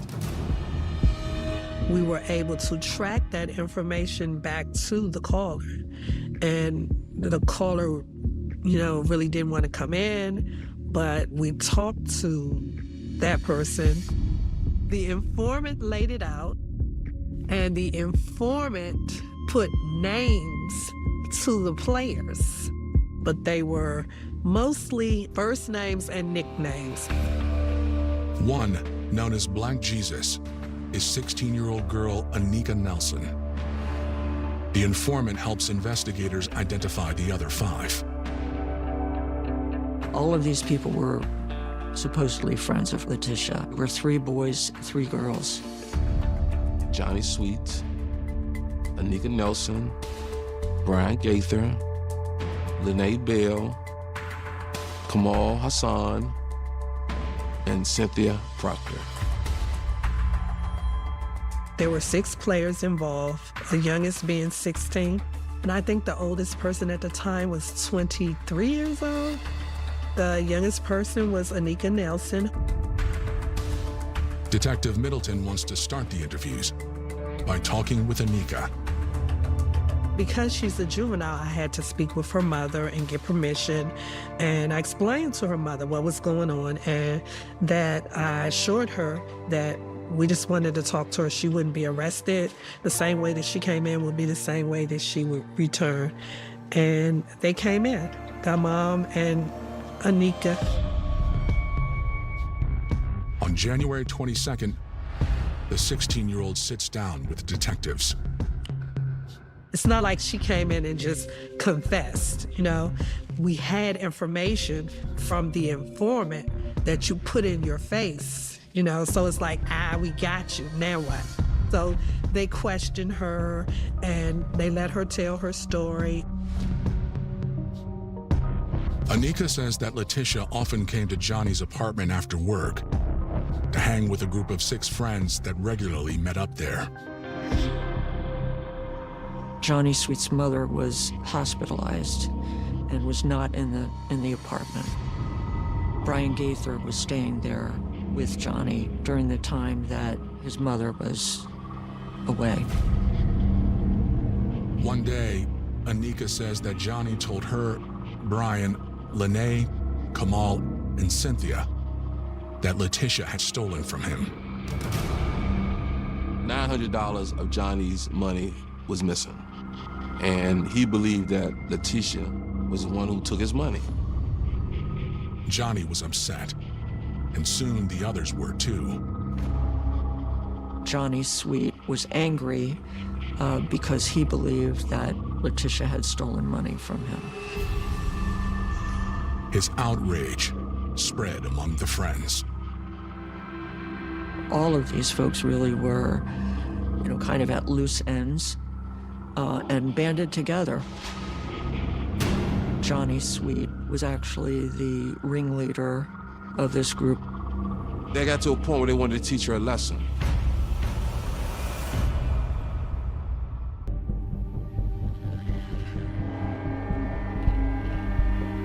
On January 22nd, 2011, Washington, D.C. detectives are questioning 16-year-old Anika Nelson over the disappearance of her friend, Letitia Frazier. Anika says that she and a group of 5 friends were angry with Letitia for allegedly stealing money from Johnny Sweet. Johnny came up with a plan. They would lure her to the apartment, and then when she arrived, they would assault her. Johnny is the one who talked the girls into starting an assault on Letitia to try to get her to tell him where the money is. Following her shift at McDonald's, Letitia arrived at the apartment to hang out. Johnny took her to a bedroom where the others were waiting. Anika said, I just punched her in her face. So she swung the first round. And then, it just happened. They accused her of stealing money from Johnny Sweet, which she denied. They continued to hit her, to beat her, to kick her when she was down. At a particular point, the girls stopped, and Johnny started beating on her. Johnny started stomping all on her. They gagged her mouth with a sock. They put a pillowcase on her head. They duct taped her wrists and ankles together, and they put her in a closet in that bedroom. They were trying to decide what to do now because she was kind of fading in and out of consciousness at that point. Unsure what else to do, they left Letitia in the closet. They continue to party, what they do. They party, do their thing, and then they go back and check on her, and she's no longer breathing. So they panic, and now we have a body. What are we gonna do? There was a lot of stress. The boys especially were going back and forth about what to do. By the end of that evening, most of them left. Anika went home and is unsure what happened to Letitia's body. Her interview is a big break, but investigators will need more to make arrests. Now it's time to get a search warrant. Once search warrant is signed, now detectives going back to that location with the mobile crime technicians, and now we're looking for evidence They do not find Letitia's body, but they continue to look for signs of foul play. With information that she was placed inside the closet was examined, and they cut areas of carpet out, and they also cut the floorboard, and they realized that blood had slipped down in between the wood, so that now can also be submitted for analysis to the laboratory.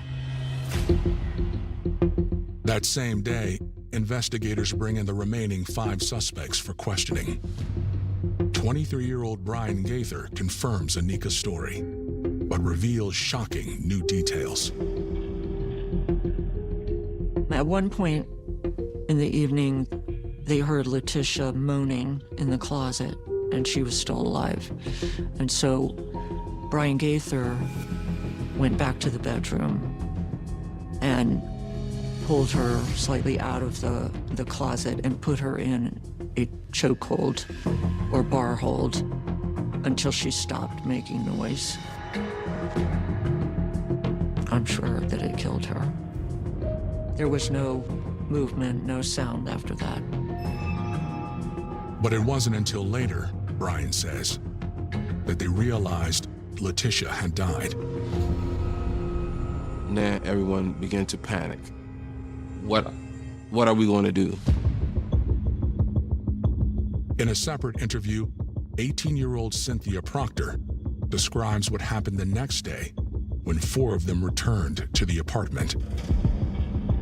Johnny Sweets, Brian Gaither, Cynthia Proctor, and I believe Mr. Hassan, they had decided to try and dismember Letitia's body. And they put her in the bathtub of the apartment and tried to start that process. Cynthia Proctor used a kitchen steak knife to try to dismember the body. It was so disturbing that Cynthia Proctor, who was 6 months pregnant at the time, began feeling sick, and she had to leave to go to the hospital. Cynthia doesn't know what happened next. Investigators take that question back to Brian Gaither.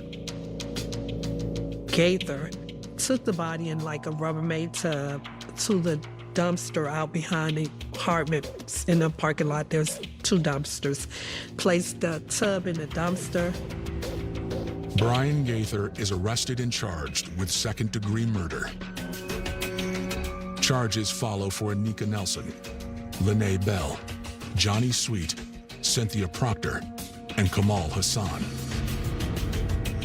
News of the arrests and Letitia's fate reaches her family. It was more of a bittersweet. We was happy that we got to the bottom of it. You still had questions.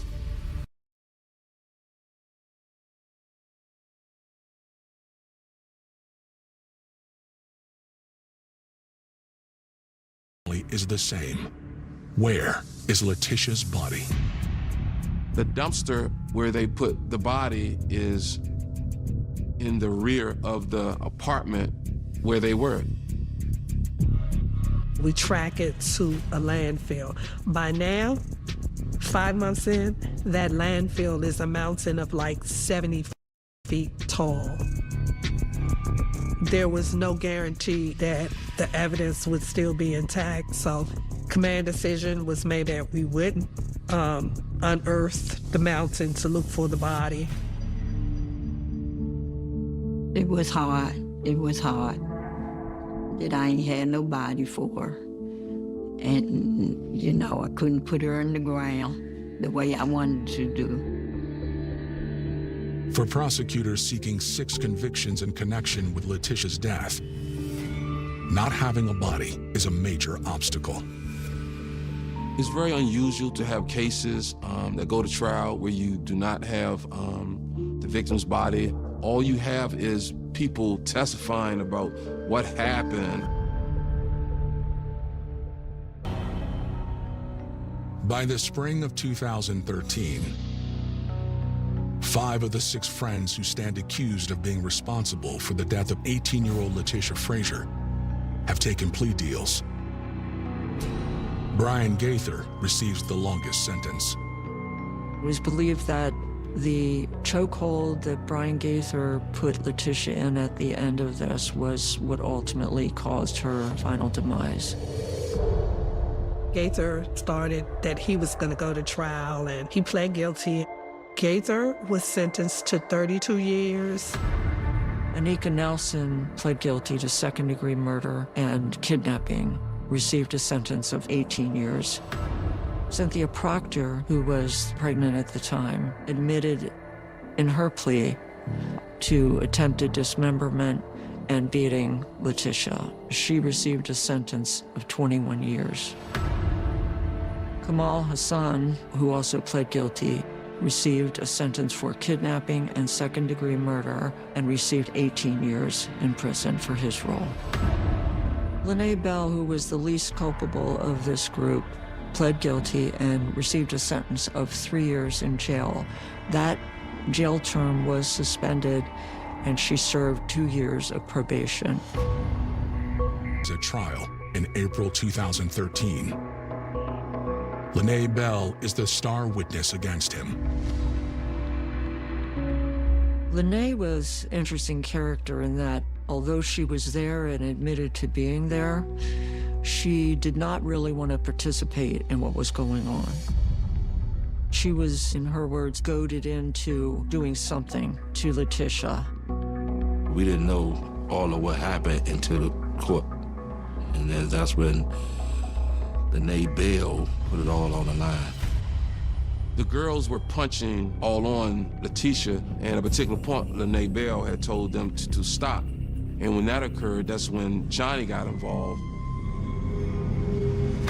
He continued to hit on her, and when she fell to the floor, he stomped on her, and he just continued over and over.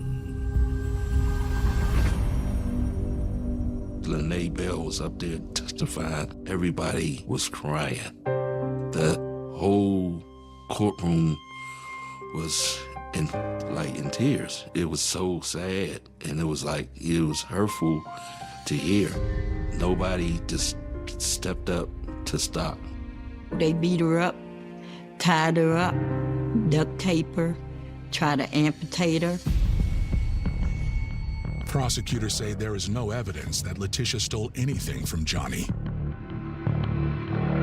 The police looked for that $900 and any link to Letitia. There was no connection whatsoever. And in fact, Letitia was the only one of the group who actually had a job and was getting up and going to work every day to support her 3-year-old child. Prosecutors don't have a body, but they are able to present powerful evidence. They found the blood in the house, and they cut out the certain pieces of carpet that they found with blood on it. The comparison is done between the blood that's recovered and the DNA that's obtained from the family members. The DNA is a match to Letitia. Johnny's attorneys claim that Brian, not Johnny, was the ringleader and the killer. Brian Gaither goes in there and put her in some type of chokehold, and she suffocated. Due to the lack of oxygen, she died. The jury rejects the defense, finding him guilty of kidnapping and first-degree murder. Johnny Sweet, who had the harshest sentence, was sentenced to 52 years. The conviction brings a close to a long and painful journey for Letitia's family. But for Caroline and Barry, their daughter's absence will be ever present in their lives. I just can't accept it right now. I mean, I know she gone. She been gone for a while. But we still give her birthdays and everything. So it's just like she's still here with us. What happens with me and my grief is I'm a family person, so I spend a lot of time with my family. I spend time with my grandbaby, and I just spread my love with my family.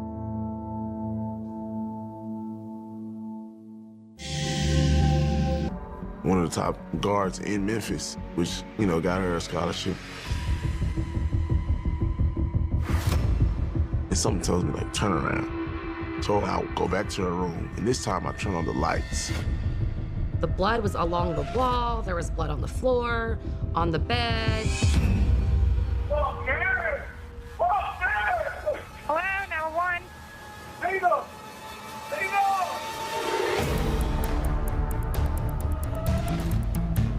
You're really just left with a lot of questions. What went down here in this apartment? And she kind of shoved me, and I kind of shoved her back. It was a fire waiting to be started. It just needed the right match.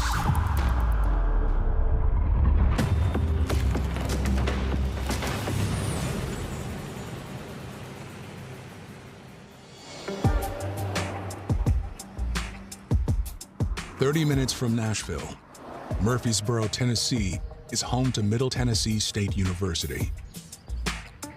MTSU is a commuter college. There are very few people who live on campus, so most students end up renting apartments.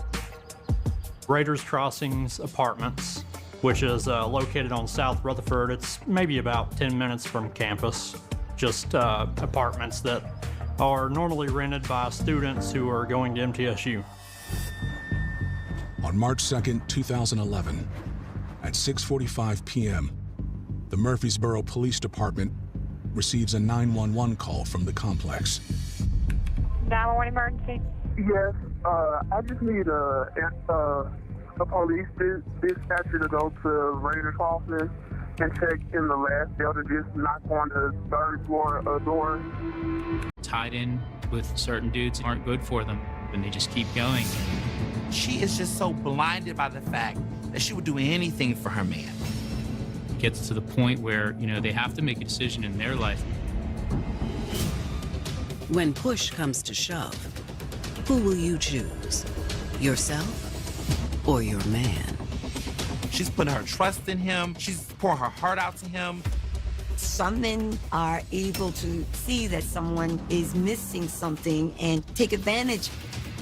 She had a lot of opportunities not to go down that road and never stopped. No amount of being in love is worth your life.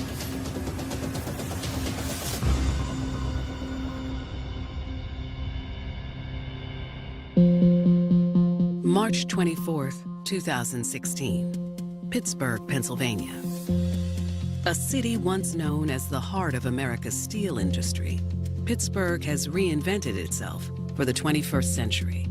Pittsburgh was on the decline for a really long time, but it's come back to life.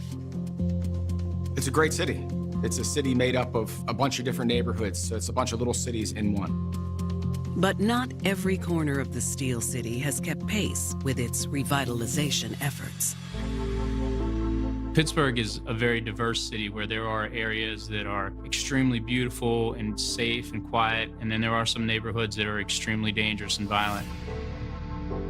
One of Pittsburgh's seedier areas is a neighborhood known as Beltshoover, located on the shores of the Monongahela River. Beltshoover is a pretty violent area, and there's a lot of drug activity, street gangs. So when a flurry of 911 calls come in that afternoon, reporting gunshots in the Beltshoover area, Pittsburgh police are ready for anything. And when the patrol officers arrived, they met with a witness on scene who essentially pointed them in the direction of the shots fired. This particular location, it was a wooded area. It was relatively secluded. As police make their way inside the brush, they come upon an unsettling scene. They found a young man lying face down in a pool of blood. The man doesn't respond when officers call out to him, and it quickly becomes clear why. He's been shot more than a dozen times. He was shot in the torso and in the face. There was a lot of blood. Medics came to render first aid, but it was obviously too late. He was deceased.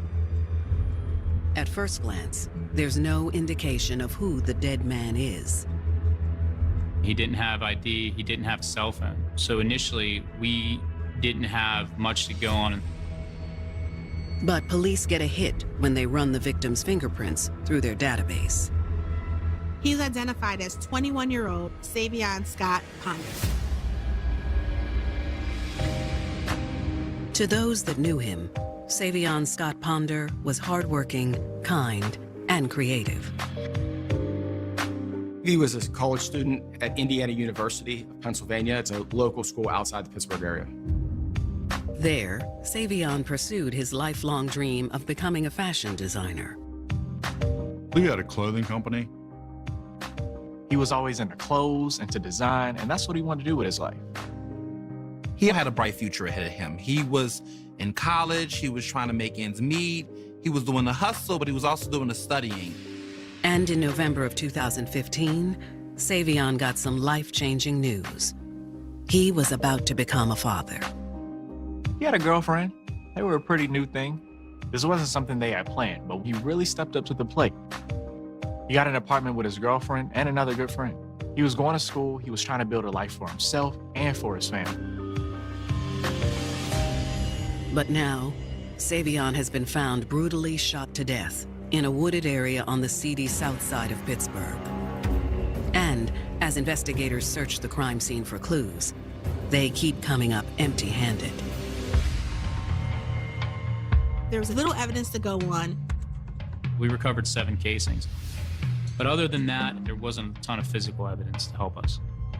The crime scene wasn't extraordinarily elaborate, but what's very interesting was the fact that he didn't have shoes on. It's a small detail that strikes the detectives as potentially significant. There was no real reason why the shoes were off. There's nothing that showed that there were any gunshot wounds by his legs or his feet to that extent. Possibly there were a pair of expensive shoes that were taken. We thought robbery was a possibility. People like shoes, it's kind of a commodity. Had Savion been killed in a robbery gone wrong? Or is there another explanation for his violent death? Investigators hope that their eyewitness holds the answer. Well, we started with the original 911 caller, who was a resident of the area. They saw the vehicle drive down, which was very strange, because it's not a very high-trafficked area. Even more strange, this witness then says that she saw 2 men dragging another man into the woods. A few moments later, she heard a barrage of gunshots coming from the woods. She told police it sounded like someone emptied their gun. It's not a firing range. There's no reason to hear 1 gunshot, let alone multiple, 10 plus. Once the shooting stopped, the witness says only 2 of the men emerged from the woods and fled in a gray car. So you have basically someone driving a car to a desolate location, 3 individuals, 1 being led into a field, and then only 2 coming back. It's pretty clear at this point this isn't a robbery. It sounds more like a cold-blooded murder. If you're just there to steal someone's shoes, you're not gonna shoot them a dozen more times. This was just straight execution. Then the question becomes, why was Savion the target of such an execution? March 24th, 2016. After responding to a string of urgent 911 calls, Pittsburgh police have found 21-year-old college student Savion Scott Ponder shot to death in a wooded area on the south side of town. The responding officer saw a large amount of blood, and the victim had no shoes on. It appeared to the officers that he had been shot multiple times. At first, investigators thought they could be dealing with a robbery. But now, an eyewitness account has led them to consider another possibility.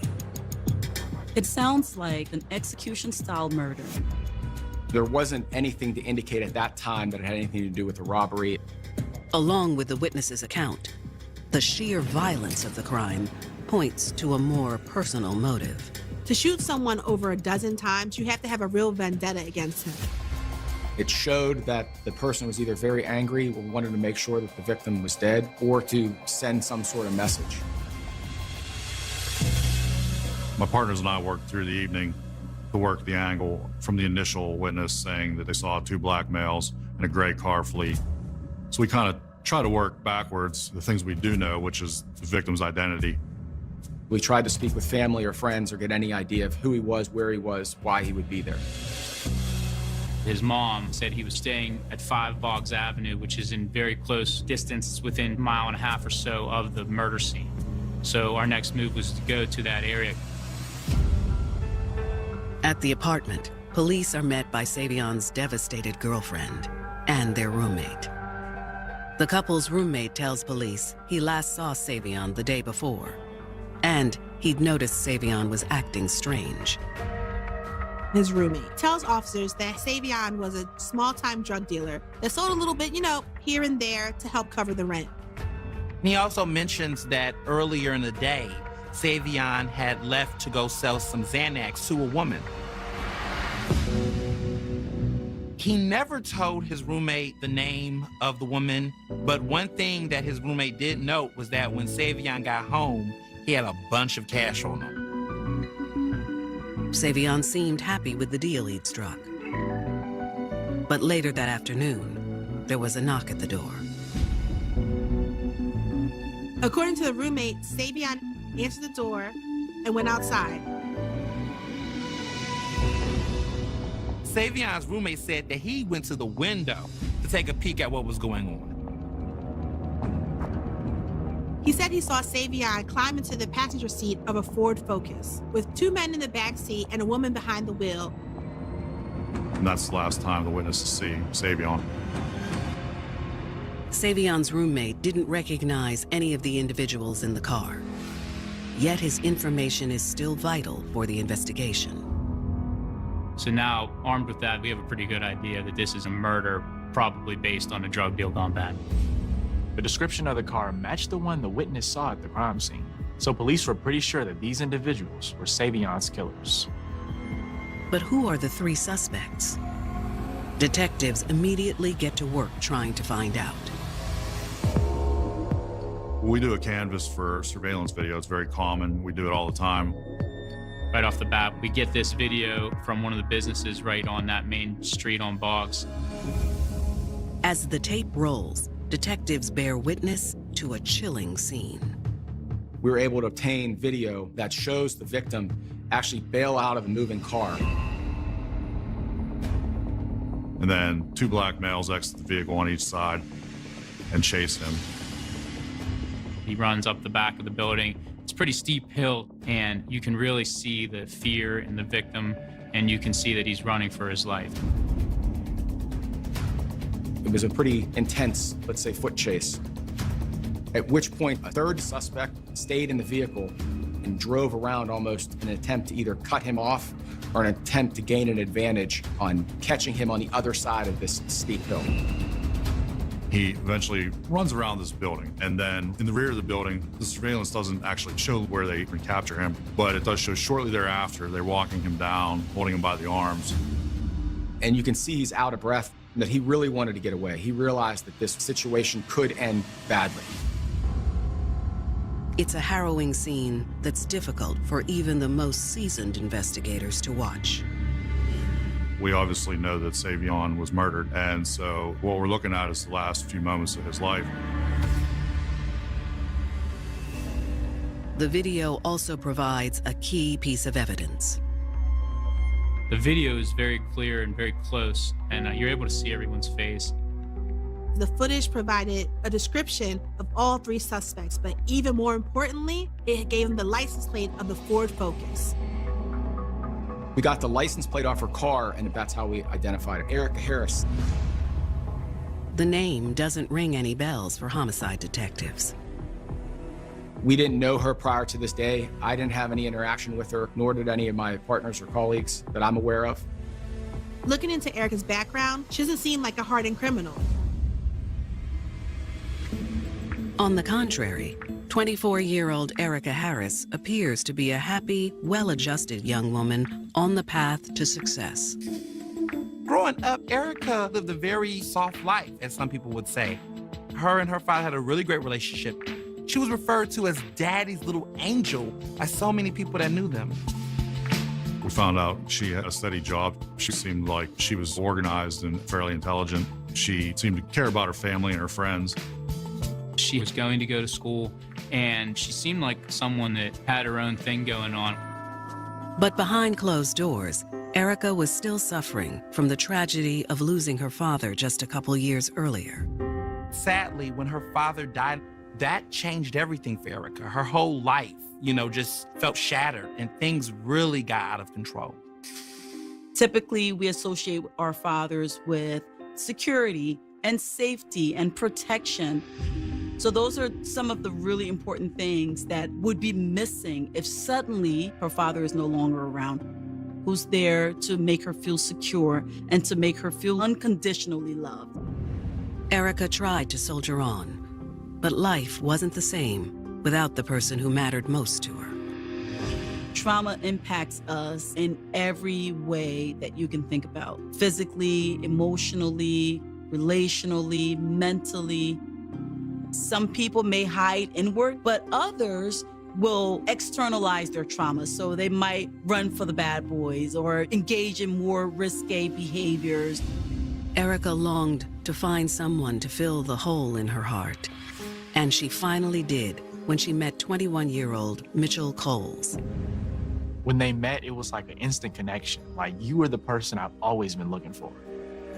She thought he was going to be the one that was going to provide, the one that was going to get her life back on track. You could tell that she did have a lot invested in their relationship and that they cared about each other and they were very intimate and just very close. But there was a side of Mitchell that gave Erica pause. Unfortunately, Mitchell was a drug dealer, and Erica wasn't a fan of that at all. But what could she do? She loved him, and the sense of security and safety that provided was beyond anything she ever imagined. She saw him as a loving man, someone that she could build a future with. And they had a connection. There was a bond there outside of the drug dealing. There were so many other things that came with his life that was rewarding for her. But now, detectives are wondering, did Mitchell Coles drag Erica into his life of crime? Mitchell, he had a fairly violent criminal history. He was involved in shootings, firearms violations, stuff like that. And when investigators roll back the tape of Savion's abduction, they find their answer. We look at the surveillance video of the individuals chasing Savion Ponder, and one of the individuals appears to be Mitchell Coles. You could see it as clear as day that it was him. After discovering surveillance video of 21-year-old Savion Scott Ponder's abduction, Pittsburgh police have identified Erica Harris as one of 3 suspects in Savion's murder. You could look at it and say, oh, it's very clear that that's her vehicle being so distinct and being right on video. There's a nail in the coffin. Police believe that Erica's boyfriend, Mitchell Coles, is one of the other individuals caught on tape. Well, we had evidence from the video surveillance that he intentionally ran after him, caught up to him, and forcibly dragged him back to the vehicle. Now, detectives are ready to take their suspects into custody. 2 detectives in our office took a ride up through the north side to an area where they knew Mitchell Coles to be living at and observed the gray Ford out front. So they call for backup, and some other officers and detectives arrive, including myself. They found both suspects inside, and they surrendered without incident. At this point, both Erica and Mitchell are taken to the police department and then transferred over for interrogation. The detectives decide to start with Erica. Once we brought Erica back to interview her, she sat in the room. She was very cold. She almost pretended like this wasn't that big of a deal, and she seemed to be oddly calm. The best way I can describe it, when someone comes in, you offer them water or a drink or Pepsi or a cigarette. When you interview innocent people, they generally are very frightened and don't really want anything. We actually offered Erica an ice cream sandwich, and she took it, which we found to be very strange. I remember me and Detective Kale were like, man, nobody's taken the ice cream sandwich before. We're talking about a murder, and she's eating an ice cream sandwich. While Erica's behavior raises red flags, she refrains from admitting any wrongdoing. Erica remains composed the entire time, and she disavows any knowledge of Savion's abduction and later murder. She tells detectives she has nothing to say. That's when investigators offer to cut her a deal. It's called Queen for a Day, and it means that you can come in, say all your involvement, implicate as many people as you can in exchange for a reduced sentence. It's basically a get out of jail free card, but Erica wasn't biting. She wouldn't answer any questions. She was just not helpful. Eventually, she lawyered up, and then she was arrested and charged and taken to the county jail. With Erica refusing to talk, detectives turn their attention to her boyfriend, Mitchell Coles. But just like Erica, Mitchell Coles says he doesn't know what's going on. He started with, I wasn't there, I don't know who this is. And then once she's presented with the evidence that we had, he realized that if he says something that maybe he could talk his way out of it. Detectives pull out the footage and show Mitchell chasing Savion down when Savion gets out the car. So at this point, they're expecting a confession. Instead, Mitchell says that they were racing. While Mitchell never admits to being involved in Savion's murder, his absurd claim about racing does give the investigators more ammunition to use against him. He puts himself on the scene. He's not denying it's him. He also said Erica had nothing to do with it. All she did was drive. So of course he implicates her as being part of what occurred. It was huge because whenever you can corroborate any evidence, I mean, we had the video surveillance of her vehicle, we had her in the driver's seat, and we had Mitchell putting her there, putting her basically at the crime the whole time. But there's another huge piece of this puzzle that's still missing. We knew there was a third actor involved. Who was the man that was in the car with Mitchell and Eric? Detectives are about to find out. From the last place they could have imagined. We received information that was really important to us. Erica had a change of heart. She's now willing to cooperate and give them everything.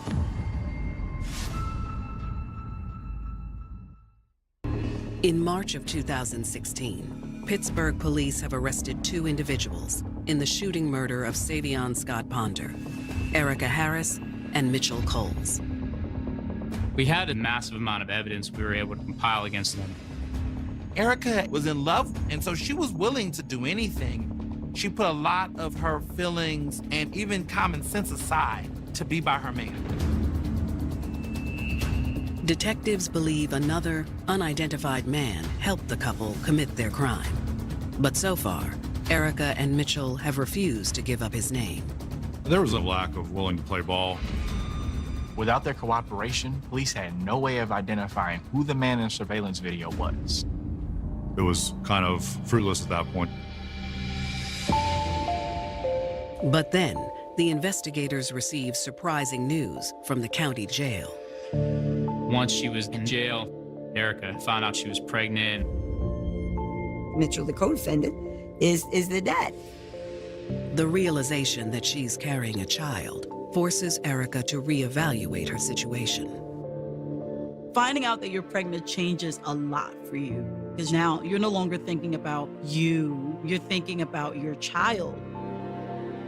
That is pivotal on what her next moves are going to be because she is now about to become a parent. Although Erica was previously willing to stand by Mitchell till the end, she now signals to the investigators that she's ready to cut a deal. The idea of being pregnant while in jail has got to be terrifying, right? And I imagine that gave her a new perspective on life. And that must have been that shift. Like, let me now say something. If it'll save me and my baby in any way. So she comes in with her attorney. We have the district attorney. And she agrees to give this statement with a number of stipulations. First and foremost, Erica is required to tell police everything she knows about the murder of Savion Scott Ponder. Also, she had to give up her consent to having her phone forensically downloaded for the content. But for Erica, the most troubling condition of all comes last. Part of the deal was for reduced charges that she was going to not have further communications with Mr. Coles while he was in jail. For someone like Erica, not being able to talk to someone you see as the love of your life, that might have been a worse sentence than prison. Keep in mind, she's pregnant. If you thought they were close before the incident, this is now a bond that's way beyond anything they felt before. With no other options on the table, Erica reluctantly agrees to the deal. And before long, she's sitting down with investigators to tell them exactly what happened on the night of Savion's death. According to Erica, this all started when she agreed to run an errand for her boyfriend. She would do anything Mitchell asked her. This time she agreed to go pick up some drugs from Savion. She loved him and she wants to prove her love to him. So she ran the errand. It just so happened instead of getting a gallon of milk, she was going to buy weed. Erica tells the detectives that Mitchell gave her $800 in cash, along with Savion's address. So basically, she was simply supposed to pick up these drugs from Savion, in and out. She believes she's buying marijuana that can then be resold. At which point, once the transaction occurs, Ponder gives her Xanax instead of marijuana. Erica attempts to say she doesn't want the Xanax, she wants marijuana, at which point Ponder tells her, you get what you get, you're out. She gave him this money, and she didn't get her drugs. So trouble was afoot. She calls Mitchell and says, hey, our guy just burned me for $800. Erica says that call started a chain of events she never saw coming. Mitchell was furious, and he was determined to get his money back by any means necessary.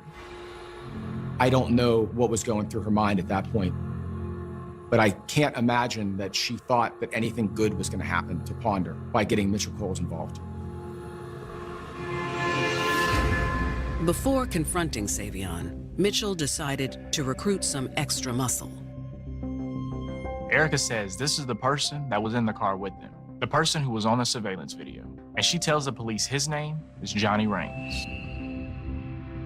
Mitchell and him had a long relationship. They were associates. They had been shot together. So they'd been involved in this criminal life together.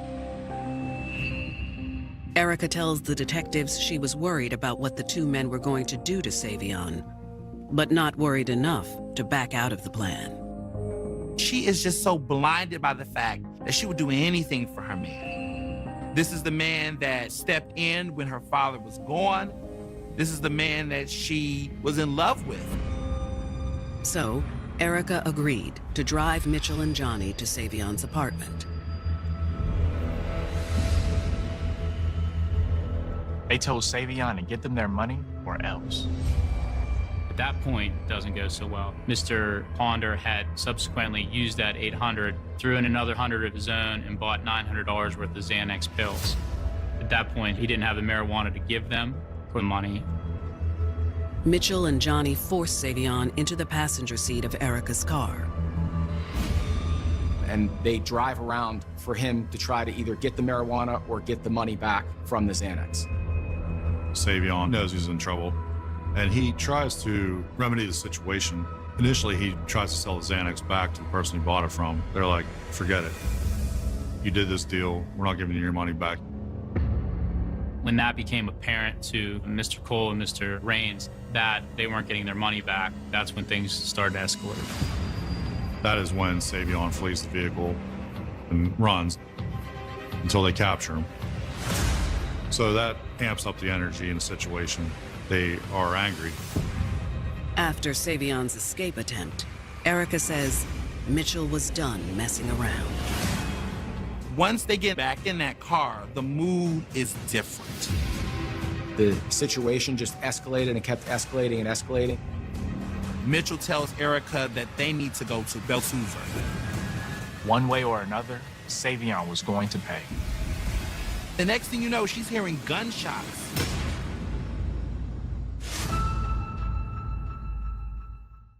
If advanced lung cancer has you searching for possibilities, discover a different first treatment. Immunotherapies work with your immune system to attack cancer, but Opdivo plus Yervoy is the first combination.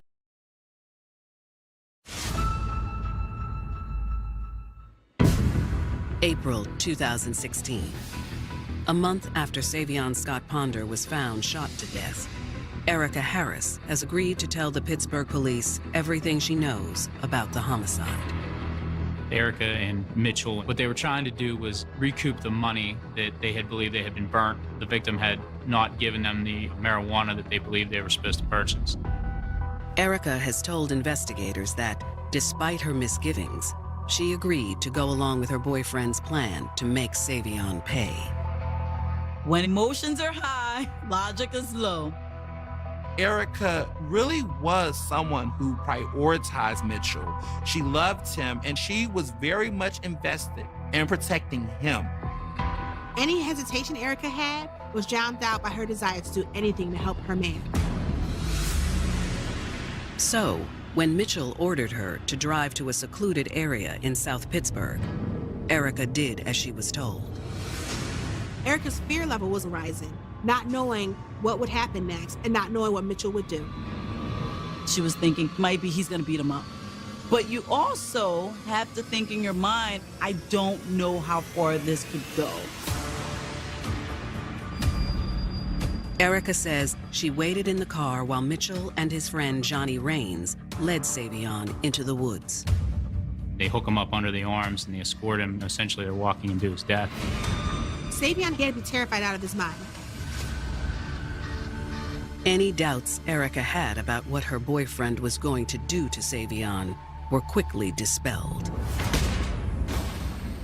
She heard gunshots coming from the woods. Not long after that, Mitchell and Johnny walked back from the woods, and they were carrying Savion's shoes, but Savion was not with them. On the drive home, Erica says neither of the men said a word. She said it was quiet. They didn't really talk about it. They didn't know what to say. But which of the two men pulled the trigger? Investigators hope that Johnny Rains may provide the answer. We were able to get a warrant for Johnny Rains as the third accomplice, and the next day we went out and got him. Detectives questioned Johnny about what happened after he and Mitchell walked into the woods with Savion. But despite undergoing hours of rigorous interrogation, Johnny remains tight-lipped. He didn't make a statement either, and to date he's never made a statement about his guilt or his participation. That's a big problem for this investigation, because it's tough to convict somebody of murder if you don't actually know who the shooter is. With Johnny refusing to talk, the investigators decide to take another swing at Mitchell Coles. Once Mitchell heard Erica was talking, he told detectives he wanted a plea deal of his own. Part of Mitchell's plea bargain was that he gave up all the information, that he took a step-by-step through the case. So Mitchell came in and gave us a second interview, which he detailed how Savion was murdered. Mitchell's story picks up where Erica's left off, as he and Johnny Rains walked Savion into the woods in Beltshoover. They got him out, walked him in. I want to say it was about 30 to 50 feet, maybe. I would assume they were trying to just get as secluded as they could. Mitchell rationalizes it by telling us that you got to do what you got to do. There's bills that need paid. You're not ripping me off. I think Savion knew what was about to happen. He knows they're armed. They're agitated because he ran. He has to know that he's either going to get beaten severely or killed. According to Mitchell, Savion's terror was plain to see. He's talking, and Mitchell flat out asked him, "What are you doing?" He's like, "I'm praying." He's praying that they're not going to hurt him because he had full intentions of trying to make it right. He was trying to do anything he could that they wouldn't harm him. But Mitchell and Johnny had no intentions of letting Savion go. That's when Johnny Rains takes Ponder's shoes off of him. They remove his shoes in an attempt for him not to attempt to escape again. And then Savion says to them, like, "What are you going to do now? Are you going to pistol whip me? Are you going to beat my ass?" That's when Mitchell's like, well, we have to do something here. It's the end of the road.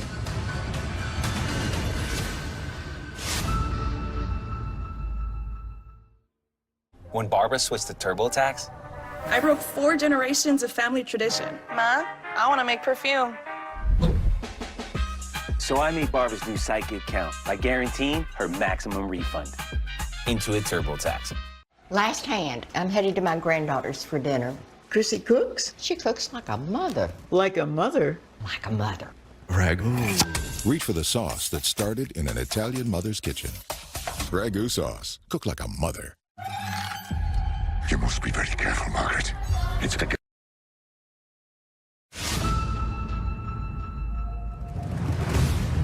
By the spring of 2016, Pittsburgh police have arrested 3 suspects for the murder of Savion Scott Ponder, Erica Harris, Mitchell Coles, and Johnny Rains. Investigators have all 3 perps in custody.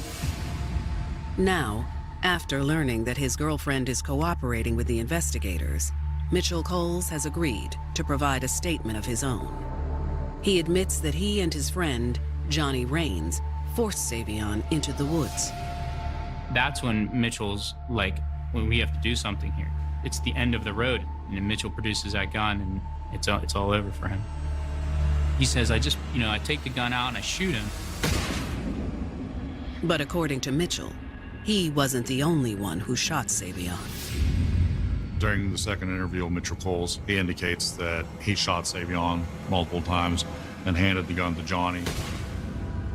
He gave the gun to Johnny Rains, who then emptied the clip onto Savion. And that was incredibly chilling during that interview of Mr. Coles. It was stone cold killer at that point.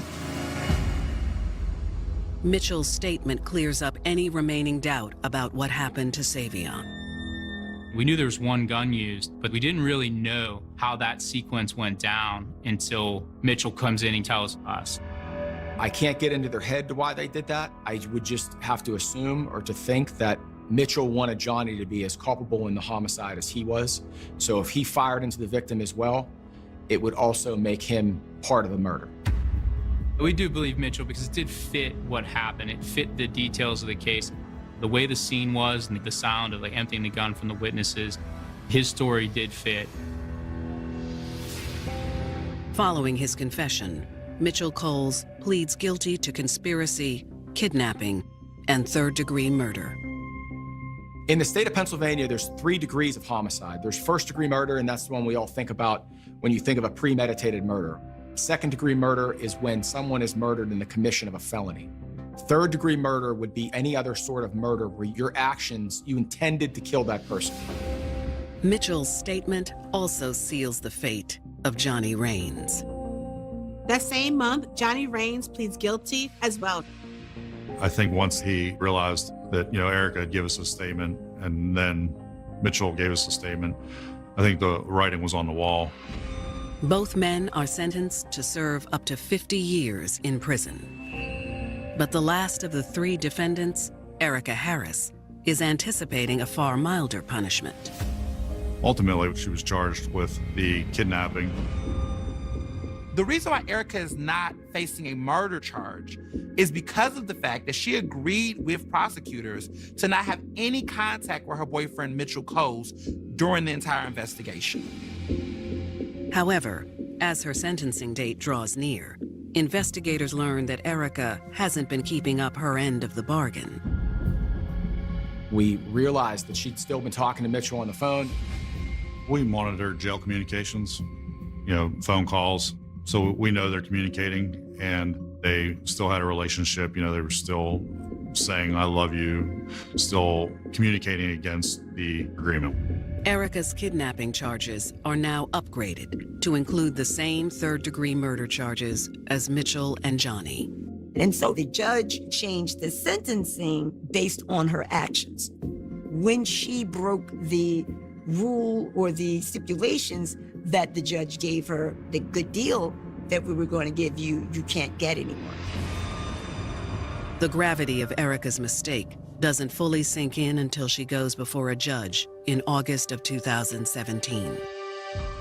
I remember when Erica Harris was sentenced, it seemed like she was almost shocked. We were in the courtroom and the judge handed her down a sentence of 20 to 45 years. Once all the circumstances and the facts of the case came out, the judge realized that even though she didn't pull the trigger, she had just as much culpability in this homicide as the other 2 did. Savion's family is relieved to learn that none of their loved one's killers are going to get off easy. When we spoke to them when the sentencing was happening, nothing we do, no sentence we're going to give them is going to make them whole again. They lost their son, their boyfriend, their best friend, their loved one. We're never going to fix that. But I think some closure comes in the fact that we got substantial sentences on everybody involved, including the driver, Miss Harris.